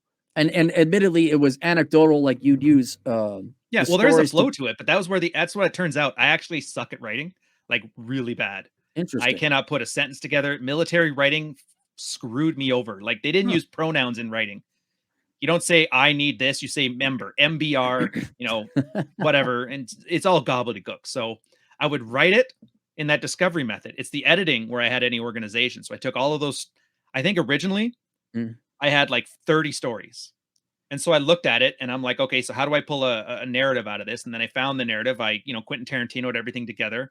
Mm. And then as I edited it in there is where the story came out, which is Wow. probably a lot more work than you would have done. A lot more work. Yeah. And you But at don't the know what same the time, outcome's you going may to be. suck at literature, but I guarantee you can string a sentence together better than me. I'm like Yeah. borderline dyslexic. Well, here's the thing. The reason I became a good writer is because I had to write reports as an analyst, economist, commercial. Like you have to write and you have to get to the point. Yeah. Because it goes to a committee and there's a group of people. So that's where I became very good at report writing, which is why maybe one of the reasons I do nonfiction. But that's where I got my writing ability. But I didn't like any of it. I mean, no one likes doing book reports, but you got to do it to end up working in the real world. Yeah. Like here, I'm trying to see if I can pull it up. I'm trying to see if I can find this will work here. An outline. Yes, this is an ACP 127 format message. This is how I learned to write. Where's the present, share screen? Let me give you the thing. Dude, you're going to absolutely baffle. Come on, give me the thing. Is it going to be like stop, end transmission? No. That would be nice. Oh, 1 sec. My stupid computer does this thing where it freezes every occasionally. Are you using an Apple? No, for some reason, my whole computer did the blue screen of death. I had to reinstall everything. And since then, Windows has like just randomly frozen.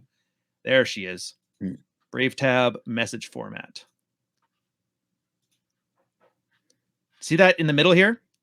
Yeah. Date, time, group. This is actually too format small line font. 6. I can't see it. Oh, but... Can we break this up? There we go. Technically, this is an abbreviated version. Can you see it now? Wow, yeah. This is how I learned to write. I can still read this. Wow, that's a like date shorthand. time group. That's the format line 6, CNO, Washington, D.C. They don't use, and this one is, there's a certain code they use for units. Mm-hmm. So in Washington, D.C.'s CNO, there's like specific units. I know that. I know the classification. This is like to, from, BT is a line break. This is a classification. That is a routing number. Like all this stuff. I can still read it as if it's like English to me. Wow. And so that's how I learned to write. That is a handicap. It's a huge handicap. Yeah. Dude, when I used to write posts on my blog, the biggest thing that like a lot of the detractors would do is call me borderline illiterate. And it was like kind of a little insecurity of me too. So it worked really well. So it's something I really made. That's the whole reason I wrote the book, is because I got to get past writing gobbledygook. It came out fine. I really enjoyed the book. It was very well written. I don't think you're a bad writer. Maybe it just takes a lot more. I'm a good editor. Okay, that's what. All right. You're a good editor. All right. Maybe that's the difference, though. Since you can write, maybe that's how outlines work better. Yeah, and you're probably more efficient with your time too. Because like it's the efficiency. Like I really look at it at work. Like Batch of Pad Economics, that's almost 500 pages. Do you know how long it took me to write that? No. Start to finish, like up and for sale, 3 months. Jesus Christ. And the reason I did that, but I read pretty much all my books like that, is I ended up getting to working security for a buddy of mine, and he was desperate. He needed a lot of, so I was pulling doubles, and they said, stay in this room. I'm like, okay, do you want me to patrol or protect the people or anything? No, stay in this room. There's no field of vision. What if the bad people thing happens? Do you stay in this room? I'm like, okay, you could go to the bathroom, maybe walk around a little bit, get some food, but stay in this room. All right. So I sat in this room and for 16 hours a day, get up and stretch a little bit and I would just write. And that is how I get books done is I just bang them out as quickly as possible, rip that Band-Aid off. So it's a like if you see me ghost for a month or two, that's why I'm writing. But then it's over and it's done and then I'm free. That's the end of it for me. See, this year it's taken me for this book, the first 9 months are research, understanding the story I want to tell, understanding the parts that go together, like all of that stuff. Then the final 3 months is literally just me typing out. Like I already have to have the book in my head before I can start writing. That's still good because you're not hung up on writer's block. Well, no, that's somebody can't remember who taught me that, but writer's block is just you haven't done enough research yet. That's how it's explained to me. So if that's the case, you get back and start reading sources of things you want to do. Right. The case that's what I found out. Rob, you remember Rob Says, right? Yeah, Verb, of course. I know Verb. Yeah. Sure. Him and I pick on each other all the time. Sure. And that's when he started talking to me about that internet is dead theory, how everything is being like links are all rotting away, stuff's disappearing. I found out for the red pill, man, a lot of it is just gone. Like what? So Suave or different forums or what? Well, like Royce in DC, his blog completely gone. Chateau Artiste, it was gone for a while. It's mostly back, but there's stuff missing. There's a lot of field reports that I can remember from people who had really good stuff and really good writing. They're gone. There's people like Carl. Gendernomics is gone. Black Label doesn't he have a book, or are you talking the blog? The blog and the book. The blog is gone. The book is no longer for sale. This is like a collector's item now. Wow. See, and it turns out like I'd say a good 40-50% of the stuff that you would remember in any field is just gone now. Well, I guess that's good for us because we're going to have to go over this information again because it's not available for people out there anymore. Sucks for research though, man. Yeah, no, I get it. I that's kind of tragic. I mean, now keep in mind I have like only 9 real books, but I also have backed up my blog into physical format in case Blogger/Google decided they didn't like what was written there. So I do have all my works, even some of the not greatest writing, backed up. I'm kind of surprised that Chateau Artiste isn't in Dead Tree form, or that there aren't other more long-term. Well, there's Artiste on Game, but like I said, every time you move it to a different format, it loses some things, right? Nothing ever goes 100%. Right. It's just one of those interesting things, and that's kind of where I really like nerding out. Like I don't know if you watched it, but Rollo and I did on Wednesday a 3-hour live stream on Can Women Science and the correlation between the replication crisis and women entering the workforce. Yeah, well, right, but what's the season? I know there's the replication crisis that's in the social sciences, psychology, and everything, right? Yeah. But the point is, like, we aren't the ones who invented this stuff. People have been talking about this for years, and that if we don't kind of nerd out and talk about this stuff, it's stuff that's gone. We only have it in our memory because we remember when the other guy originally wrote it. Right. It feels almost like you're giving peyote in the campfire to somebody, you know? It's kind of sad because shouldn't the internet allow for that? Like, shouldn't we have backed up all of the world's knowledge, no matter how petty or obscure the research? And I figured like the Wayback Machine and stuff would have this stuff. It's starting to delete stuff now. Oh, wow. And that has to do with the whole, like the damn liberals. A lot of the Trump stuff got them into deleting Wayback Machine stuff. Wow. So even the archives now are gone. It's just, I think it's moot because humans don't learn.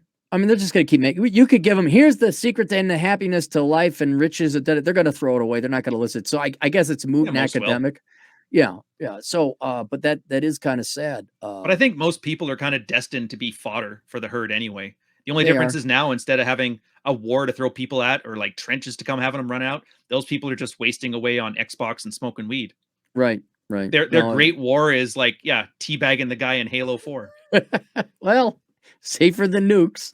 But it sucks for us because back in the day, they didn't come back. So you didn't have to think about that. But now they're in front of you. They're that 30% of guys that were like incels now, and they're neats. They do nothing all day except for write hit pieces. Like they'll be a 8-hour black pill stream on which one's gayer, Ryan or Clarey? Right. I'll give you a hint. $20 man over here. He is. I charge at least 30. Well, see, but think about that. The internet, in one way or another, an alternative message, the real message, I would say, has been out there for 20 years, and we got more soy. Like, no one's picking up on it. Yeah. It's been there. You could have picked up on this anytime you wanted to. Nobody But wanted to fix the banks. no one wanted to fix it.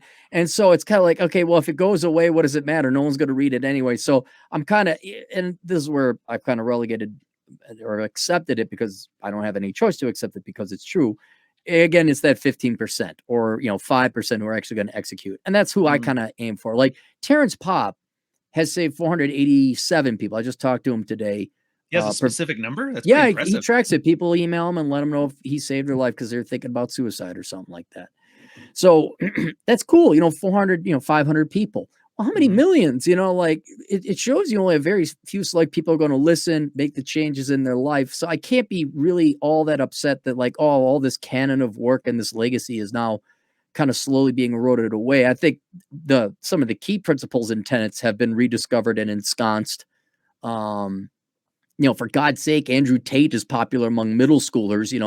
Maybe the message just has to be dressed up and like, flashy. But I think I don't think it's totally lost. But it is kind of tragic that, anything like Chateau Artiste, I remember that. Is ROK still up? No, I think Roosh took all that stuff down. He took his book down. Yeah. He's burnt everything. A lot of guys were doing that Prodigal Son thing. Although Artiste, they eventually got an archive back up, which is nice, but I don't know if it's all still there. But you know what? I don't like giving up on it. And I'm going to use a Star Wars reference for you. Yeah. So do you remember in the 90s when they re-released the original Star Wars series, but they added a bunch of CG and stuff into it? Yeah. And it kind of made it a little bit worse and nobody liked it. Yeah. Well, a bunch of nerds, a bunch of fanboys created their own fan edit called the Despecialized Edition. They went and they hunted down like in collector's sets, like the old models of Hoth and all that stuff. They redid the special effects to clean it up from the original 77 series. They found the old film reels. Right. They basically made it the 1977 proper release. Got rid of all of the George Lucas crap, and it's back to the way it was originally, and it's the only version I can watch now. Really? Yeah, dude, look it up. The Despecialized Edition of Star Wars. Is the only one available? Like they don't have the original available anymore? No, Lucas didn't. I guess he permanently altered it to his way. So these guys had to build it from scratch. It took them like 6 years or something like that. Well, good for them. I love people who care about something enough to be willing to like fix it. Or like artists. You know how they have those? There's like a YouTube channel. It's an artist. He basically cleans up old paintings and makes them look like new again. The curators. The curators. Sistine Chapel. Perfect example. Art history. Our teacher told us this, that for like 30 years, everybody was talking about the Sistine Chapel and how Michelangelo, he had his sculptures, like he was a sculptor. And so when he was painting, he had everything like a stone feel to it because he was a sculptor. Turns out it was just all the ash from all the candles in there. They eventually cleaned it. Turns out it was these bright, vibrant paintings. Really? And art history was wrong for like 200 years talking about it because they just didn't clean the damn thing. Wait, the liberal arts are wrong? The social sciences are wrong? There's no way. No way. We're this close to making communism work. Why do you hate black people, Brian? Or Ryan? It's because they don't let me use their word, damn it. Yeah, so I enjoy it and I get it. It's most people like you didn't even know, like you like Star Wars, I'm assuming you're a fan. Yeah, I like Star Wars. But you've never heard of the Despecialized Edition. Nope, never did. Most people will never know about it, but it's because right in the beginning of this episode, you talked about how people don't have a purpose. And so they just get drunk and they have fun and they just play Xbox and whatever. And these guys, like, you're right. Life is easy. I can do whatever I want to. So what am I going to do? I get it. It's just, I'm going to make Star Wars, the original series, back the way it used to be. It's not like you're not saving the world, but it's something permanent. It's something of value. And there's something that a small amount of people will appreciate to a large extent. You were a net positive to the world. You didn't waste your life. Yeah. That's the key thing. You didn't waste it. It may be obscure. Okay, here's a stupid one. It's just a dumb, he's a Scottish guy. He's got the Scottish accent and it's stick figure drawings. He just does a stupid, his main character has a big ass chin and he just does, things about, I don't get this about interviews, but it's in a Scottish voice. You're talking about grade A, under A? Grade A, under A. Yeah, that guy. Oh, yeah. Okay. Is he critical to the survival of the human race? Specifically, no. No. No. But I sure am happy he's here. And he's made a hell of a lot of people really happy. It's not, like the positive version of no raindrop thing gets responsible for the flood. But like positive flood. Positive, right? Yeah, all the snowflakes cause the avalanche, but Yeah. it's yes, it is. That's something good. He didn't waste his time, essentially being by himself. He interacted, created something for the rest of the world to enjoy, Yeah. and so that, yeah, absolutely. So It's that almost is, like a legacy. yeah. You don't have to cure cancer. You just have to make funny things on the internet and make a person's day. I guess that's all you have to do. I mean, that's what a lot of people did. Heck, Mark Twain.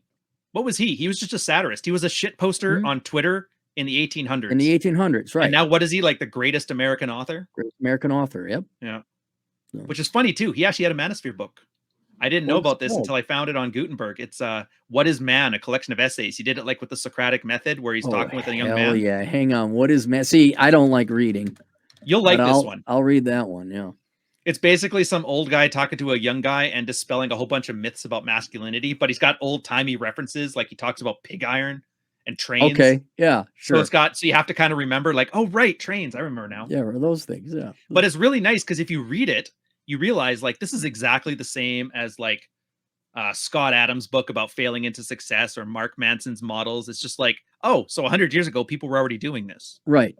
Yeah. But it makes me smile. It lets us know that these problems aren't so unique. Like, everybody's like, the game has changed. Like, I don't think so. If Twain was writing about it, I think it's Yeah. been No. pretty Oh yeah. consistent. We're still humans. No. It's just the Yeah. environment, and then the technology has changed. That's it.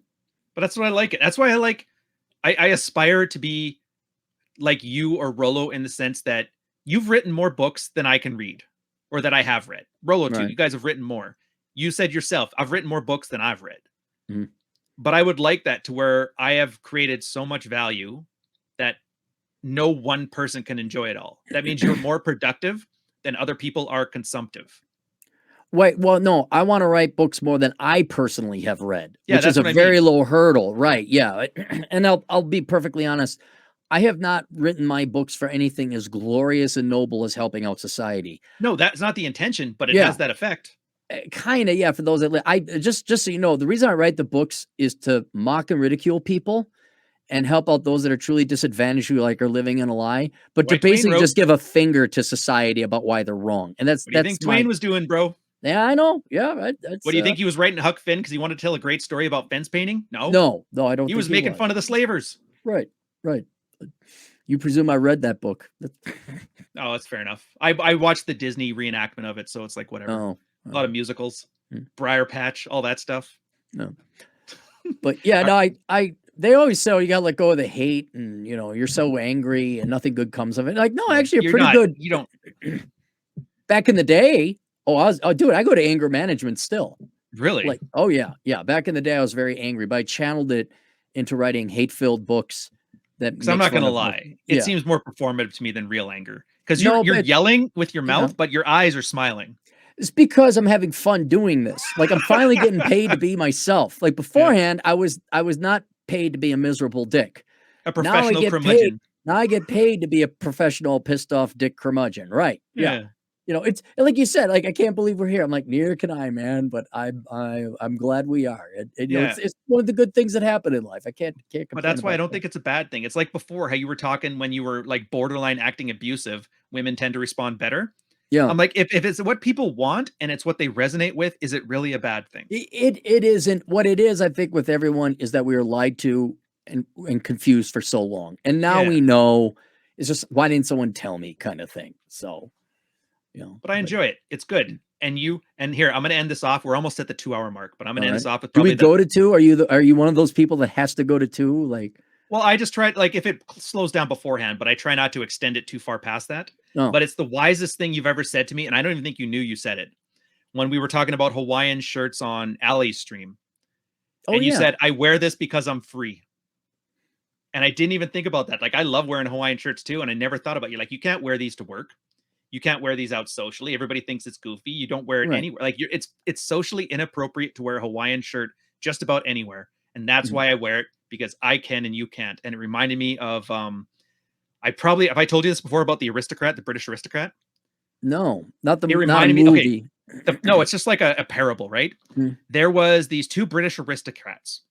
And the one guy goes down to the dock, he goes into a pub, and he sees his friend, another aristocrat, sitting there in like grubby clothes in the bar with a bunch of sailors and dirty people. And he's like, what the heck are you doing in here, man? Dressed like one of the poors. He goes, oh, don't worry. Nobody knows who I am here.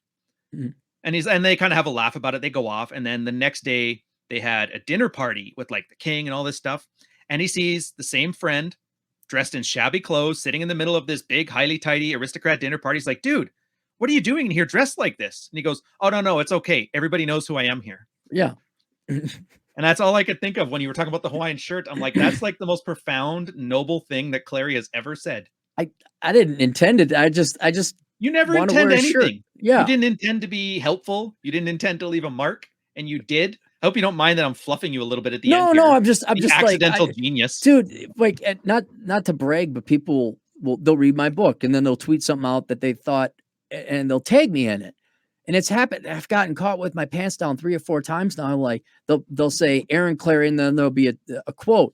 I'm like, oh, who said that? Like, you did. I'm like, wait, where? Like, this book. I look at it like, oh crap, I did say that. Like, oh, that's really profound. And like, I forgot about it already. But yeah, what it is. Let's be very clear about something. I don't think anyone really necessarily sets out to be an intellectual. No, unless you're a smug, cocky asshole. Well, yeah, it's not right? an identity. No, not as an like you live your life. Maybe you have some observations, and you will have a default philosophy. And then in the modern day era, you can make content creation, and obviously that'll shine through. None of this was intentional. Like, I don't sit there. Oh, blah, blah, blah. Usually I'm pissed. Something's bothering me. I got a burr in my saddle. And then the right, correct words that are very efficient are accidentally. I mean, think about how many thousands of hours of content I have. Inevitably, you're going to say something very profound, very sublime. Heaven forbid you practice and you get better at it. Who'd have thunk? Well, no, but it's not intentional, and that is the good thing. Where it's like, because then it isn't AstroTurf. Yeah, you're not pandering. Right, you're not pandering, and it was accidental that he said it just that way. But I would say not accidental, unintentional. Right, like you're working on a skill set, being the Aaron Clarey, but what the identity of that is, that's not up to you. That's kind of like for people that watch you to make that connection. And I think that's important because you're right. If you make that your identity to be the smart guy, then you don't do things that are smart.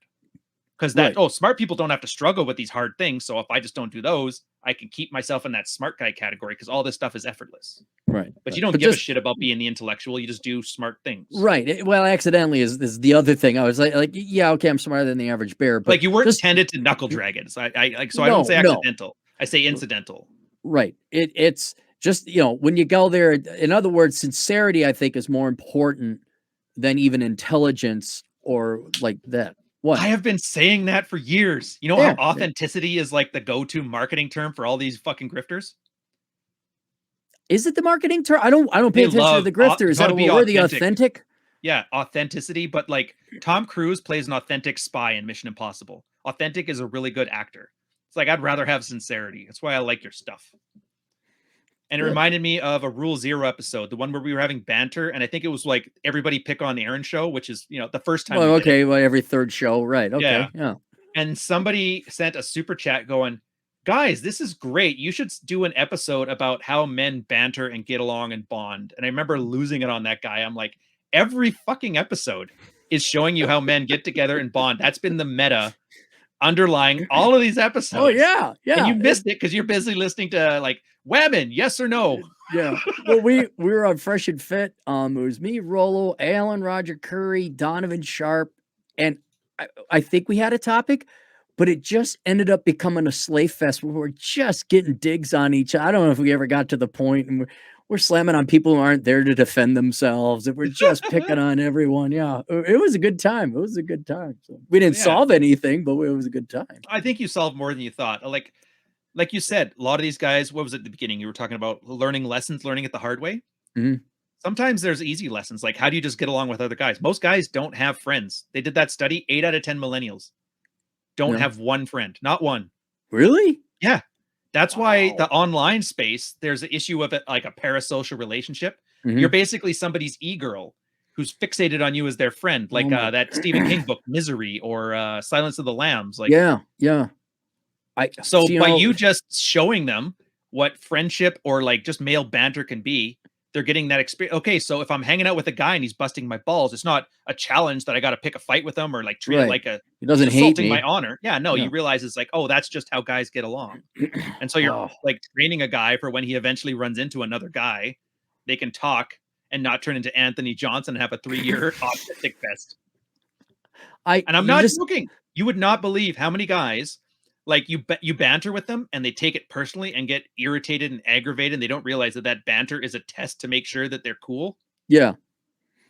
Well, you know how you solve that with your buddies? You say a really nice, sincere compliment and watch them get weirded the hell out. Like, whoa, what are you, gay? What happened? What? Dude, you're Whoa. weirded now. When I fluffed you for like 30 seconds, you just like slunk into your chair. Yeah, well, that's normal. Don't be doing that to people. Don't compliment people. You know, Turtling Monkey's the same way. People send him like fan mail. He doesn't know how to handle it. And I honestly, I don't know how to handle it either. Like, look, I need someone calling me a dickhead or something like that. Ah, okay, I know where that is. But yeah, most there guys was can't one handle thing. compliments. One thing that kind of scares me, and then if you have to, we can go. So the parasocial relationship, because you obviously have studied this more than me. 8 out of 10 millennial men don't have a friend. Are we now entering the realm where younger people are having their main girlfriend on the internet? Like, it's okay to be committed to someone over the internet that you've never met in the real world? I can even think of a specific example. Oh no. Is it, well, how common is it? Is it 8 out of 10? I don't think it, I think it's less common, but I think it's trending that direction. Like, remember when you were saying in the beginning how online dating, nobody ever did it. And if you did meet a girl online, you had to kind of lie about it. Oh, I Yeah. met her at the bar behind the dumpster. You're like, oh, phew. Now I don't have to be embarrassed. But like, I met my girl on High Five, if you remember that old site. But now it's at the point that if you didn't meet your girl online, there's like, what? Really? Where'd you meet her? At work? How'd you not get me too'd? You met her at the bar? Dude, how did you get into the bar? You met her walking around the street? What the hell? How'd you talk to a person? Everybody meets online. I think that online girlfriend experience is like taboo now, but I bet you in 10 years, people will be like, oh yeah, my e-girlfriend, we've been dating for a year now. We're going to meet tomorrow. And it'll be perfectly so. And meet online, not even necessarily meet in the real world. Yeah, like on a live stream like this. Yeah. Well, see, and that's, dude, you're so right. It's scary, but you're right. I would absolutely agree with that prediction. Well, there's a thing about this. I did a video on it. It's called the MP3 effect. I don't know if you've ever heard about it. No. Here, I'll write it down on my to-do list. MP3 effect. Do I find it on your channel? Yeah, you can, but I can explain it quickly enough. It was not Juilliard, but one of those music schools. And you know how MP3s, there's like a constant level of static because they sacrifice lossless quality for accessibility, right? So you can download a file really easy as an MP3. So people would listen to MP3s, you'd listen to records, listen to live music, and then people would rate like which one sounds better, which one sounds worse. The part that confused him is at first, yes, the album sounded better, live sounded the best, and I prefer live music. But he was noticing as the years went on, people started to prefer the MP3. Like they actually liked the sound to the point that music was actually adding that certain level of like artifact noise into it. So it had an MP3 effect, kind of like how people make things sound like records now. All right. And so he was noticing that over time, people would prefer accessibility over quality. And Wired Magazine was catching on to this. They call it the good enough revolution. They had an article on it in 2007, back when they were good. And they were noticing the same thing. Like, you know how you're complaining, like nothing's built to last anymore, whatever. Right. But things are cheaper and more accessible. Right. So people take things that are cheaper and more accessible, but psychologically we kind of start to prefer things because okay, so that's what I was going to ask. It's not that it's cheap or accessible. That's what just gets you in there. But after a while, the behavior reinforces itself. That you learn to like what you get as opposed to get what you like. Right. And my contribution to it was noticing that's happening in the dating world too. Like everybody's talking about all hot girls with this, but like that obesity thing, like how many people now like fat girls? A lot. Way more than I would have expected. You think so? More so than in the 80s and 90s. Okay. All right. Huh. Dude, the fat girl was like the embarrassing thing you did if you were on a dry spell in the mid 90s. Right. Now people are like, I like them thick. Yeah. I think that's a cope, but that's just my opinion. It is a cope, but the same thing, like MP3 did not sound nearly as good as a live band, but I could download it quickly and easily. So 10 years from now, fat women are good. Women all across the world are going to get their dream. Men are going to like fat chicks. They're going to prefer fat chicks. That's the theory. I don't know if it's true or not. It kind of fits with the evidence, which I find very dystopic and it kind of worries me. That is a huge genetic hurdle to go over, though. That is a Well, is it huge though? genetic hurdle. Like, remember Women of Willendorf, that Paleolithic sculpture, the 20,000 BC, the fertility goddess? It was a fat broad. Yeah, 20,000 years ago. Maybe I don't, but God, I hope not. I mean, like it's already trended to that where people want bigger girls than they used to want. That much. I don't know how big it's going to get. Maybe it's like a 20-pound difference over 20 years, which is whatever. 20 pounds isn't the end of the world. Right. But that kind of scares me. So I always try to keep in mind, like, what is it I actually want? And am I learning to like what I get, or am I learning to get what I want? Right. Terrifies me. Yeah, no, you got to make sure. Yeah, absolutely. But how many people do you think are self-aware enough to even ask themselves that question? Now we're in the like 5% club. Yeah. It's not that high. Yeah, boy, just when Cadbury you think, eggs. Huh? Remember Cadbury eggs? The the Easter ones. They had like the white stuff on the inside and that. Yeah, I love them. Yeah, they changed the recipe on those. They made them smaller. Nobody noticed. We started to prefer them this way. Coke, now it's high fructose corn syrup. And people like almost nobody goes to Mexico to get the full sugar ones anymore. Even though the fructose corn syrup ones taste worse or worse for you. Yeah. People just learn to like them better. Well, I'm glad we're ending on this very optimistic note that we're all robots and we're gonna eat the bugs and live in the pods. This is wonderful. This is great. Oh, dude, I bet you anything. Canada, Windsor, Ontario has their first grasshopper food lab or whatever. Got subsidized by the government by an insane amount of money. Good. And this is what I'm worried when they're saying eat the bugs. Yeah. Now they're just going to add it as a food additive. So I'm not, and they're going to have, I guarantee they're going to have some labeling law that says you don't have to put, as long as it's only 30% crickets, you don't have to label that. Crickets, right? No, this is me. So we're going to start eating chocolates that are made of cricket chocolate or whatever. And the part that scares me is that eventually I'm going to learn to like it in the same way that today I still love that cheap. Remember the chocolate that used to come in like cigarettes with like city names on it? Yeah, yeah, absolutely. The cheapest chocolate on earth, the shittiest chocolate. I am addicted to that. There's a place here that sells them. I am addicted to the cheapest chocolate. And I'm worried that like there's going to be grasshopper chocolate that 20 years from now, I'm like, dude, hook me up with the bug chocolate. And you'll be dating fat chicks and you'll be okay with her having 3 kids from another guy. That'll be attractive. That'll be hot. That'll be, oh my God. Like not you or me, but there's going to be a larger cohort of guys that normalize that and actually like they really prefer it. Yeah, between that and where we're at now, I think what will manifest will be the online girlfriend. And you know what? I'm going to start preparing for it now because that's going to change dating dynamic. My request going to be, she didn't live stream with me the other day. And it'd be like the movie Surrogates. That's what it's going to be like. It's going to be the movie Surrogates.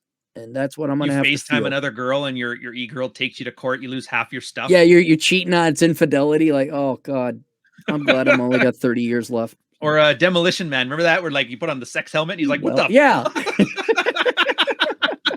I don't know. Like with real actual physical contact. Yeah. Ew. Oh man. I bet you that tech, because porn's what moves everything. Isn't porn why VHS beat out Betamax? Yeah. It's Blu-ray beat out HD DVD. Yeah. Lead social leader indicator type of things. Sure. So I wonder which 3D headset and which metaverse has porn on it. Because that's the one that's going to win. I don't know. I do have an Oculus Quest, but I use it to play golf and pistol whip. Is there even porn on Oculus, or does Facebook I don't know. I'm Scout's Honor. I haven't looked. I'm sure based on the headset, it would be amazing porn, no doubt about it. But it's on Facebook, so you got to go through their store to buy everything.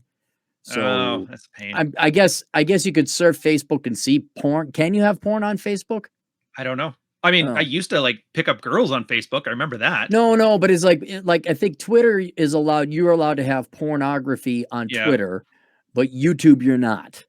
Oh yeah, I don't know where Facebook the same is with on Facebook. That spectrum. I don't know. To be honest, I haven't been on.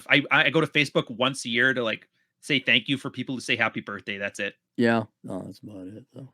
Okay, cool. So your last question, and then I'm gonna let you go. Last question, I'm gonna go. Between VR porn and sex dolls, which one do you think is going to win the battle of the hearts and minds of neat incels?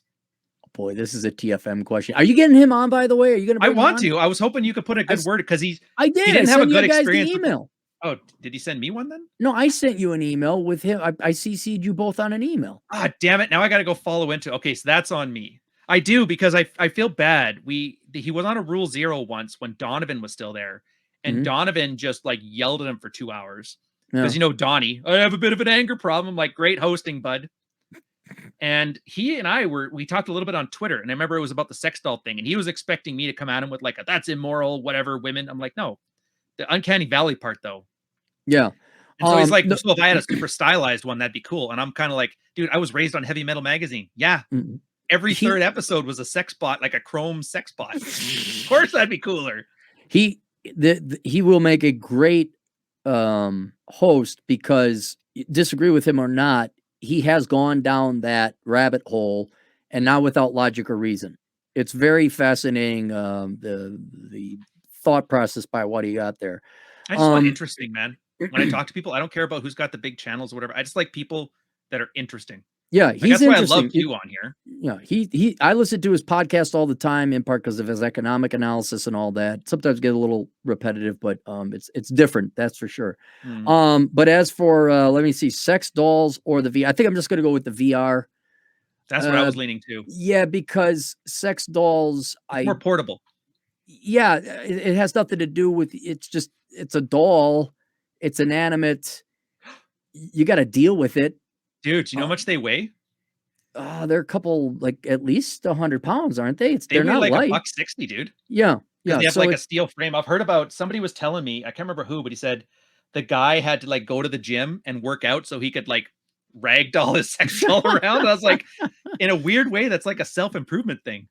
It is. It is. Yeah, I would say I think the VR is gonna win it over because it's there, it's easy. But You can if put you it were in to a say in drawer. terms of cuddling and having like a pair bonding, like actual real, I think the doll is gonna beat out VR. Interesting. Because if you listen to TFM and he'll occasionally have a guy that has a doll on, it's weird, but it's true. But they talk about like, oh, they have a conversation and they have hugs and there's AI programming that you can have conversations now that are somewhat, not one-sided. So I think we come a long way since instant messenger ASLs.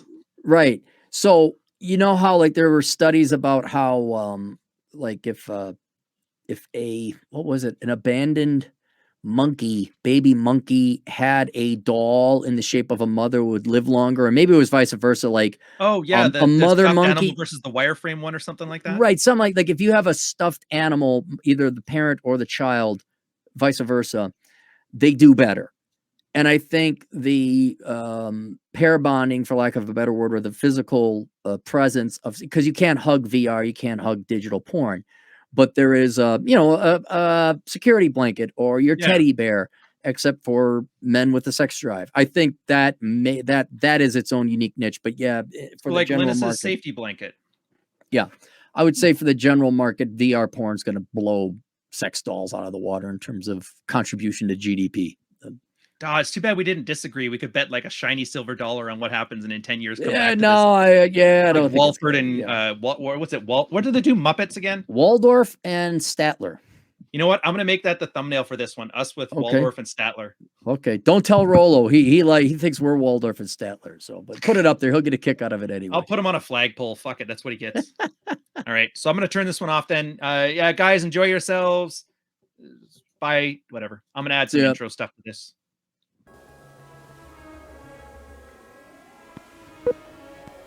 79T 2458 Learning Corp. Little Red Riding Hood. Take one.